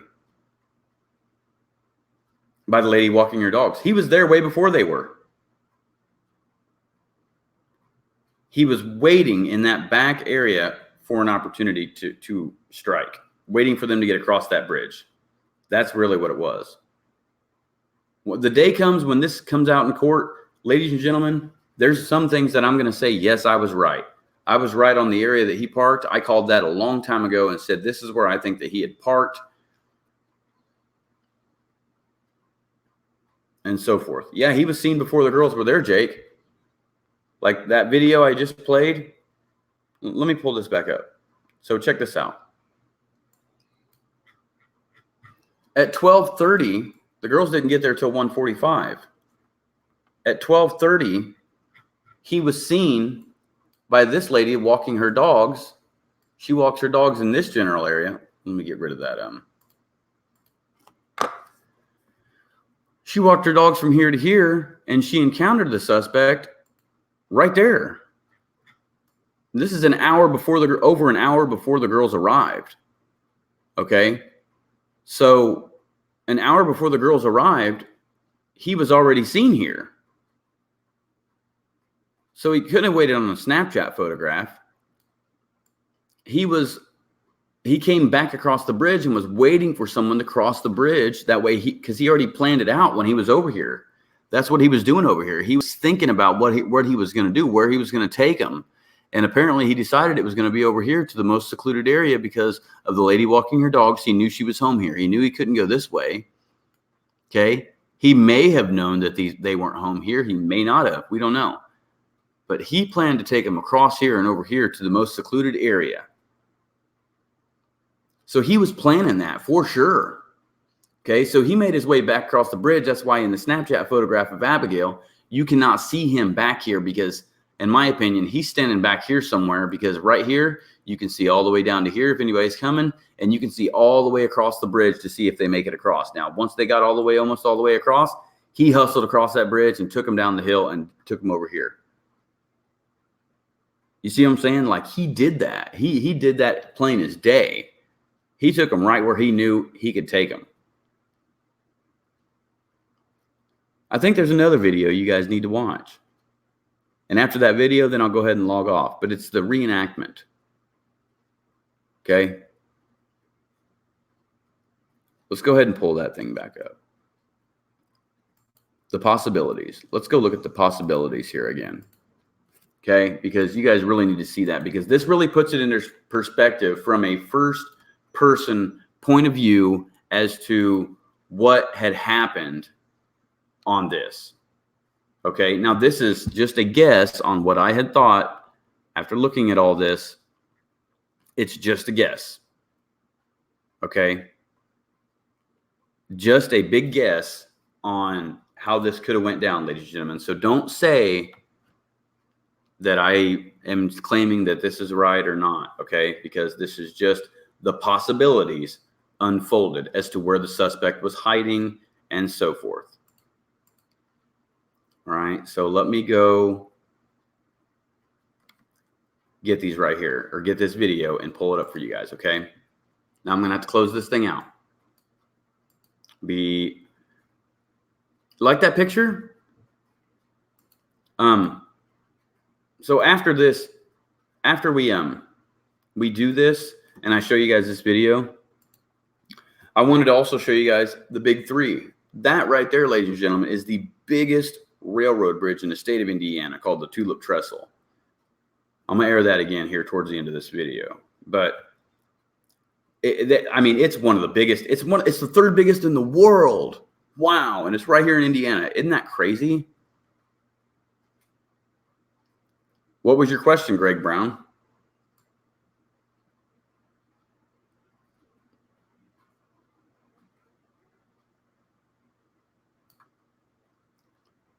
I didn't see your question.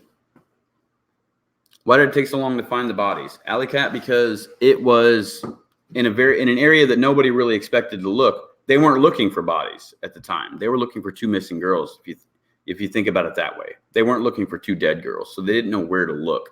Plus, they were really focused away from that area on the other side. You know? So, hold on. Let me go get this.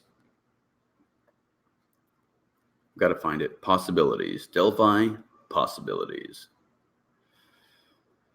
Let me find the video for you guys.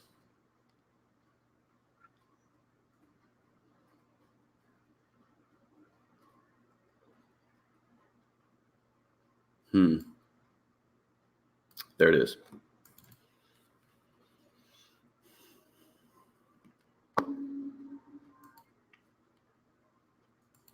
Sit back and relax and watch this video, because this is where these are the possibilities that I believe, and it really only makes sense, that happened.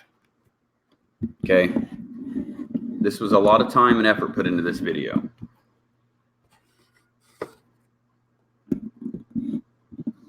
Yeah, I don't use Gray Hughes content, okay? For anybody's information, I was here way before Gray Hughes, okay? My channel got deleted. I had 8 million subscribers. 8 million subscribers. 8 million subscribers. My channel was bigger than everybody's.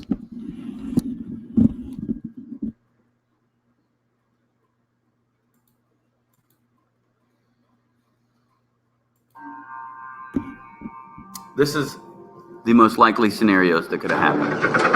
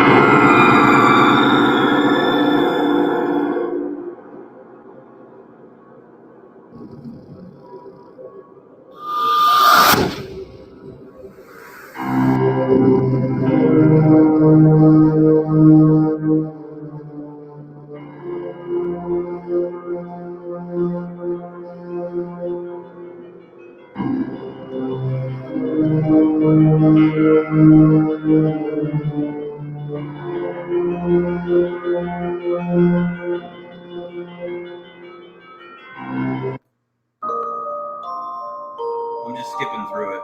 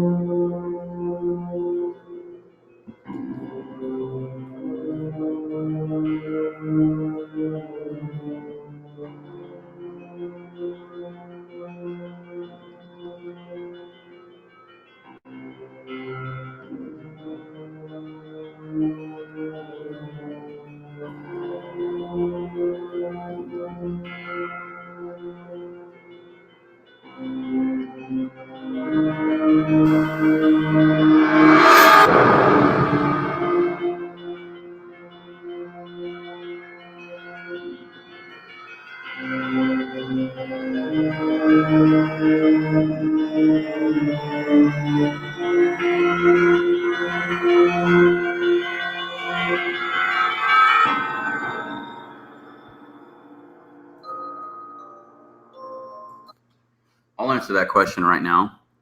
Revealing Star says, Anthony, are you an actual bounty hunter? And how does that position work towards the arrest of the bridge guy? Yes, I am a bounty hunter. I do not work for the state of Indiana, and a bounty hunter has to arrest people on bail bond warrants. They can't just go arrest anybody. Okay, so really, it's just the investigative technique that I have learned to use when tracking down leads is what I can do to help assist finding the guy.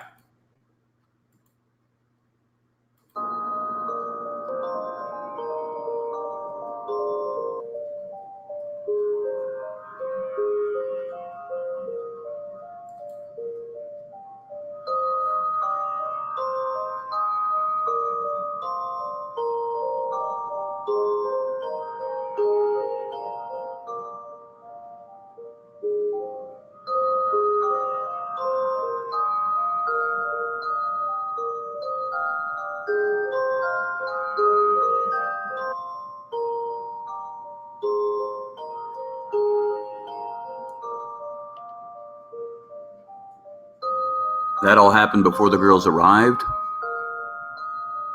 He makes his way back to the pivotal point, is which I think. This is the pivotal point where you can see in all directions.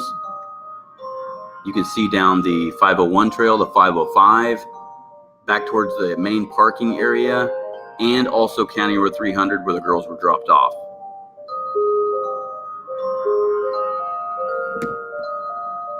Now this is where the girls were dropped off. 1:45 p.m. Suspect had already been there an hour or so more. Now here are the possibilities that could have happened. He could have stalked them from the pivotal point.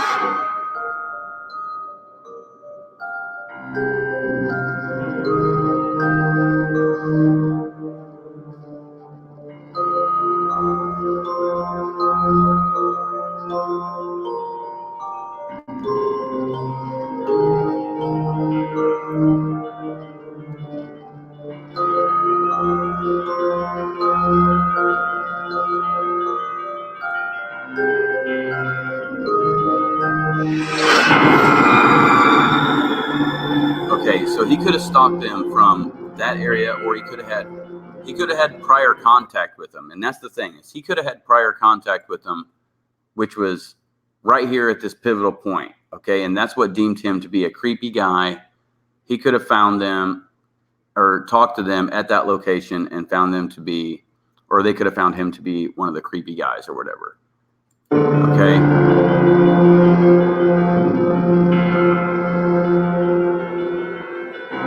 Or he could have been hiding in the woods, stalking.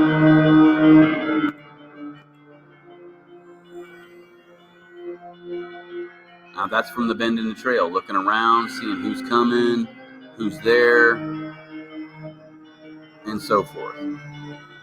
Okay, now see from that location right there.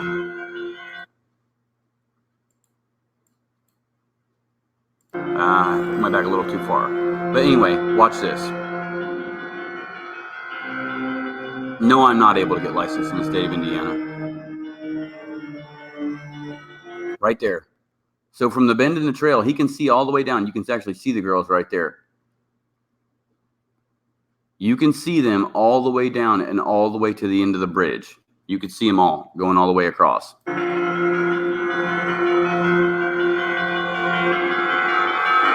So he waited for him to get across.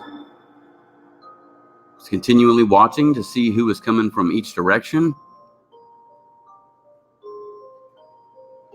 And then once he sees them coming from the directions, that's when he makes his move. Or when he sees there's no one coming, that's when he makes his move.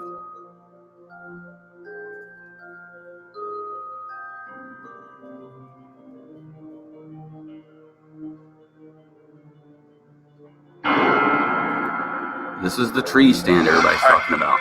If you're standing right here, the tree stand's over that way. You can't see the tree stand at all.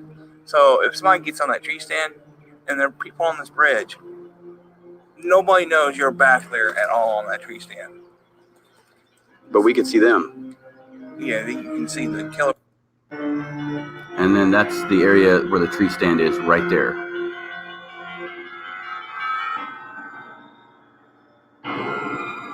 Okay, and then this is the walking path over to the tree stand.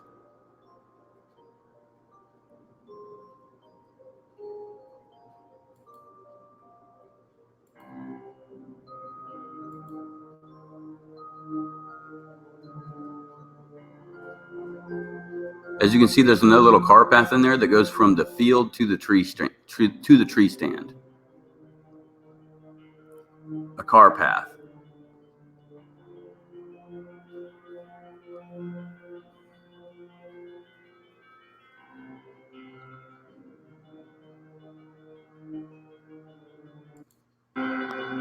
And then there's the tree stand, and then the view from the tree stand to the bridge. Which you can see the bridge easily from there.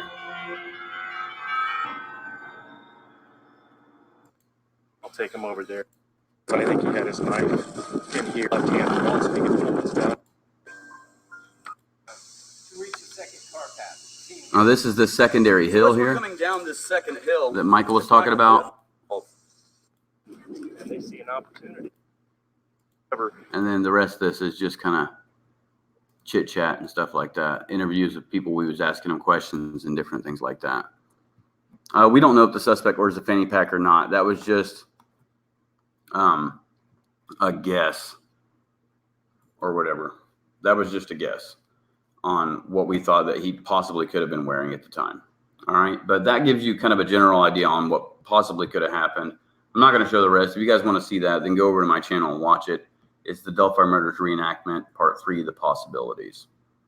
Okay. So before I actually close out, I wanted to show you guys that video of the big bridges, the big three. After doing this,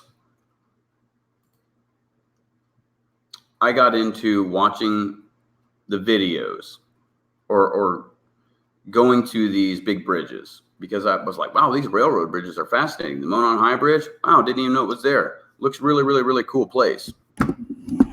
Really, really neat place to be. Thought, you know what? I'm going to go to the biggest bridges in Indiana, the top 3. And so I did. The last one I went to was just yesterday.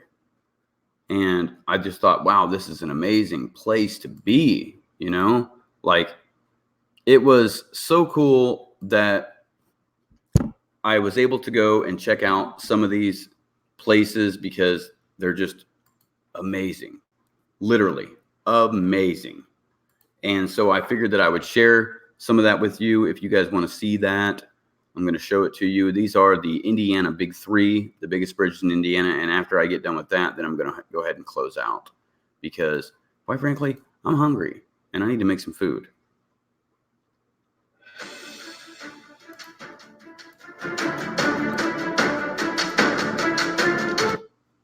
So, are you guys ready to look at it? You guys ready to watch some of these big bridges? You want to check out some of these big bridges? I do. Let's go watch it.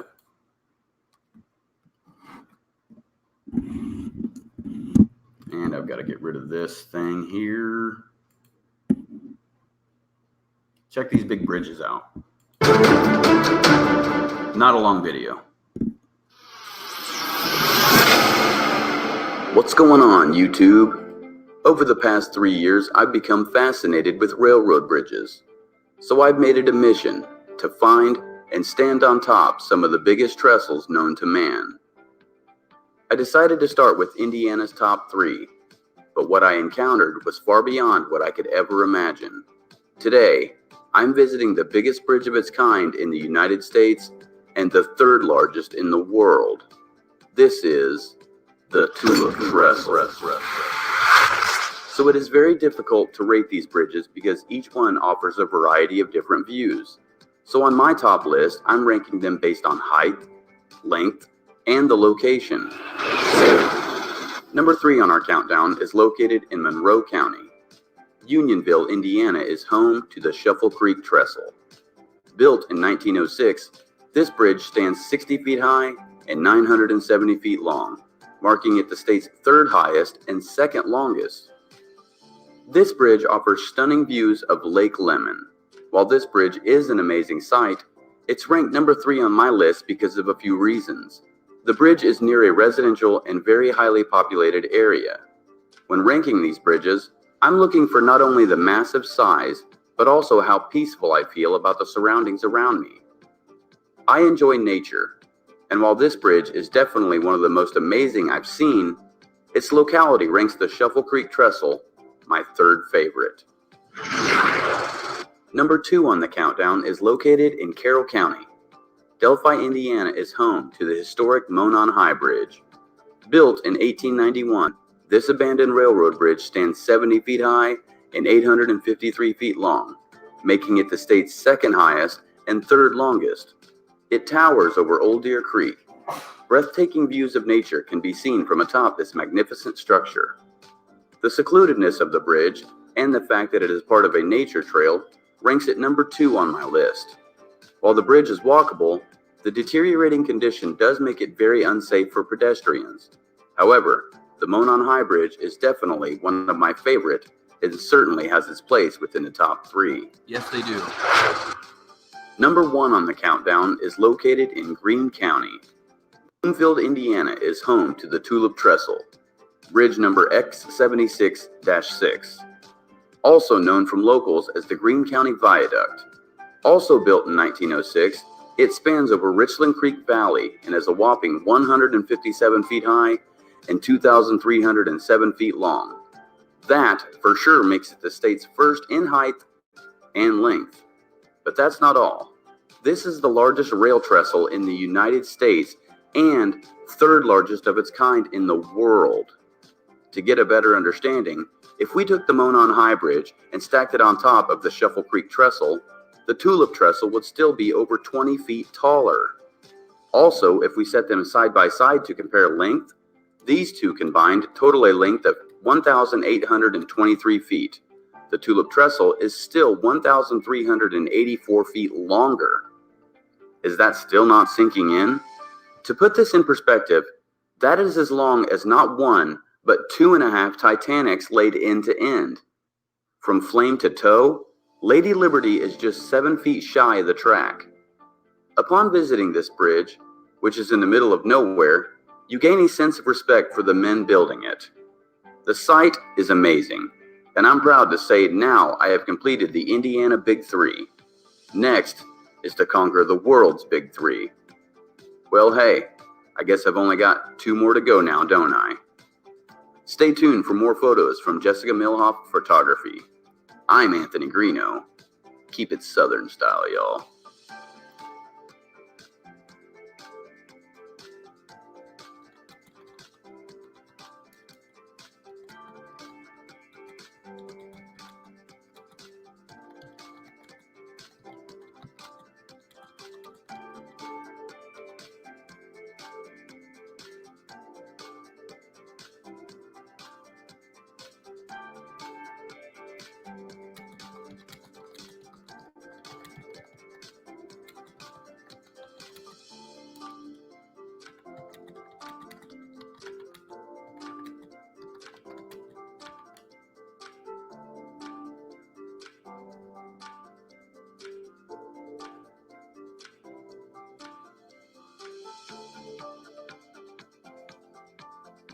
So yeah, Kat, you said, do trains still go on that one? Yes, they do. The Shuffle Creek Trestle and the Tulip Trestle, which is this one right here that you're looking at on the screen, the big one. Trains still cross those. And I'm going to show you a video here of the Shuffle Creek Trestle, which was the first one that I showed, number 3 on this list here. And yeah, you know what? Yeah, 2 women almost got killed on it. You know what? And I'm about to show you guys that. I think that was a very interesting video. I think you guys need to see that if you're interested in that kind of stuff. Very, very interesting thing here. Let me go pull that up. Shuffle Creek Trestle. This is number 3 on my list there.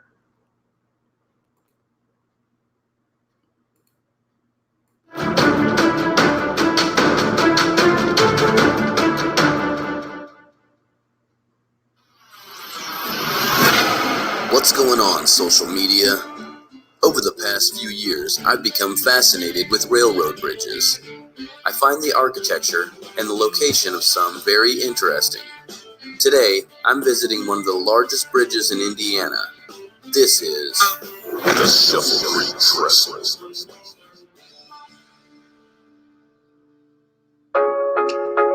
Today, I'm headed to the Morgan Monroe State Forest, where I'm going to check out one of the largest train trestles in Indiana.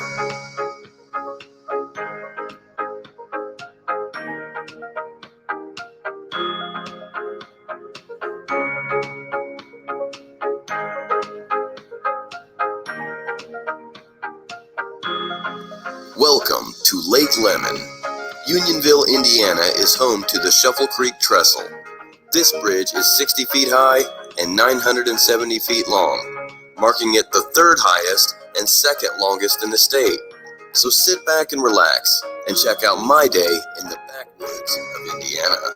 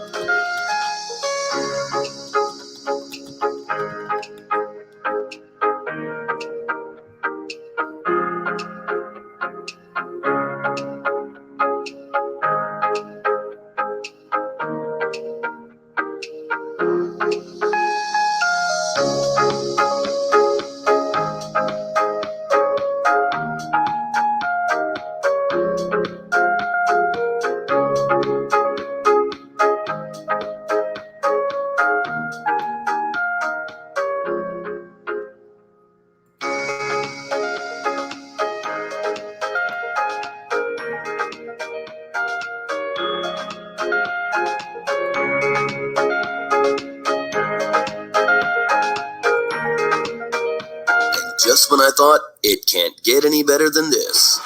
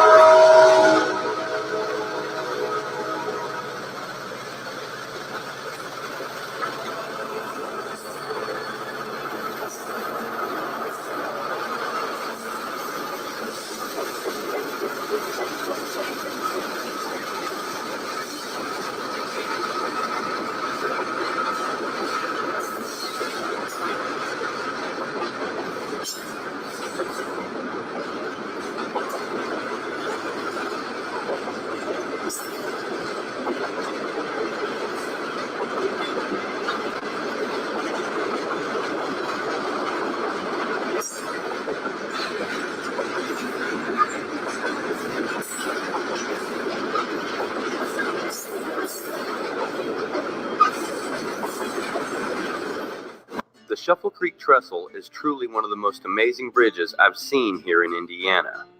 It towers over beautiful Lake Lemon. But anytime you go sightseeing, you must be fully aware of your surroundings and pay attention because danger can lurk anywhere. There's a reason that these no trespassing signs are put in place. In 2014, these 2 women attempted to cross the trestle. Noticing a train was coming about halfway across, they attempted to outrun the train. One woman gets her foot caught in the railing and falls. Her friend tries to help her, and that's when the train catches up. This is a 3D rendering of what actually happened. It's July 2014 when two women on a nature hike attempted to cross all 970 feet of the trestle. Getting about halfway across, they realized this was the worst mistake of their life. As the train rounded the corner, the engineer noticed that there was two women standing on the bridge. He activated the train's emergency brake system. As the train whistle blew, the women attempted to outrun the locomotive, but barreling down at 70 miles an hour, one woman falls and the other one contemplates to jump. Trying to help her friend, that's when the locomotive caught up. But this is what really happened. Both women laid flat on the railroad tracks. A move that would prove to be lucky. The women came out unscathed and fled the scene. Police would later identify the women, and charges were filed for criminal trespassing on a railroad property.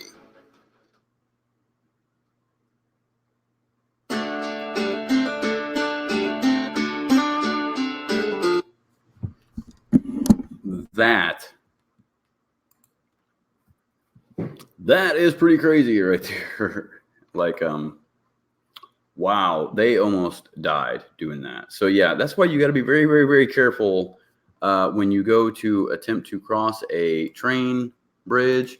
You must be fully aware of your surroundings and know that, you know what? A lot of people say that. People bring that up all the time. Last night or yesterday, people brought it up at this other bridge. My girlfriend brings it up a lot. Yeah, I wouldn't be under a bridge with a train going on it. I get under the bridge, but I feel that it's safe enough. But I wouldn't get on the bridge if I know a train's going to cross and I have a little opportunity to be able to get off the bridge and in time. Because when I was at the Tulip Trestle yesterday, that bridge is so big, 157 feet up, there's nowhere to go. The train fills up the whole thing. So what, you're going to lay down in the middle of the track like those ladies did and hope that you don't get hit? I would never have tried that. I would have jumped into the water. But the Tulip Trestle, that's so high and it's not really over a whole lot of water. If you jump, you're dead.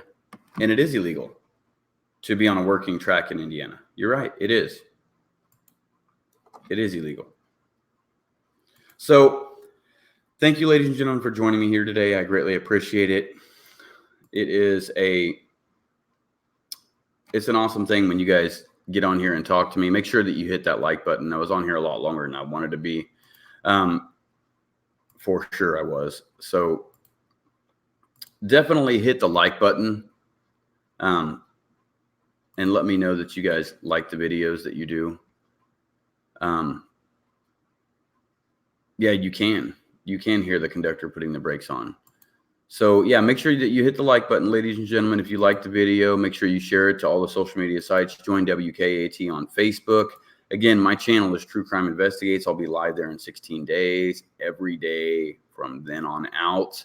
If you want to email me at gpfilmcrew@gmail.com. And of course, the PayPal information is always right there. If you'd like to make a PayPal donation, then please visit the PayPal donation page. I greatly appreciate it. And again, for those of you who are just tuning in or watching in the comments, my question for you, since it's questions and answers, how did you hear of the Delphi murders? Thank you very much, ladies and gentlemen, for being here. I greatly appreciate it. Thank you to my moderators. Alaska Blue, Bamarama, everybody. Thank you, V. It's fun to sit in here and chat with you guys. So I don't have an outro or anything like that today. I'm just going to say on that note, everybody, I'm Anthony Greeno.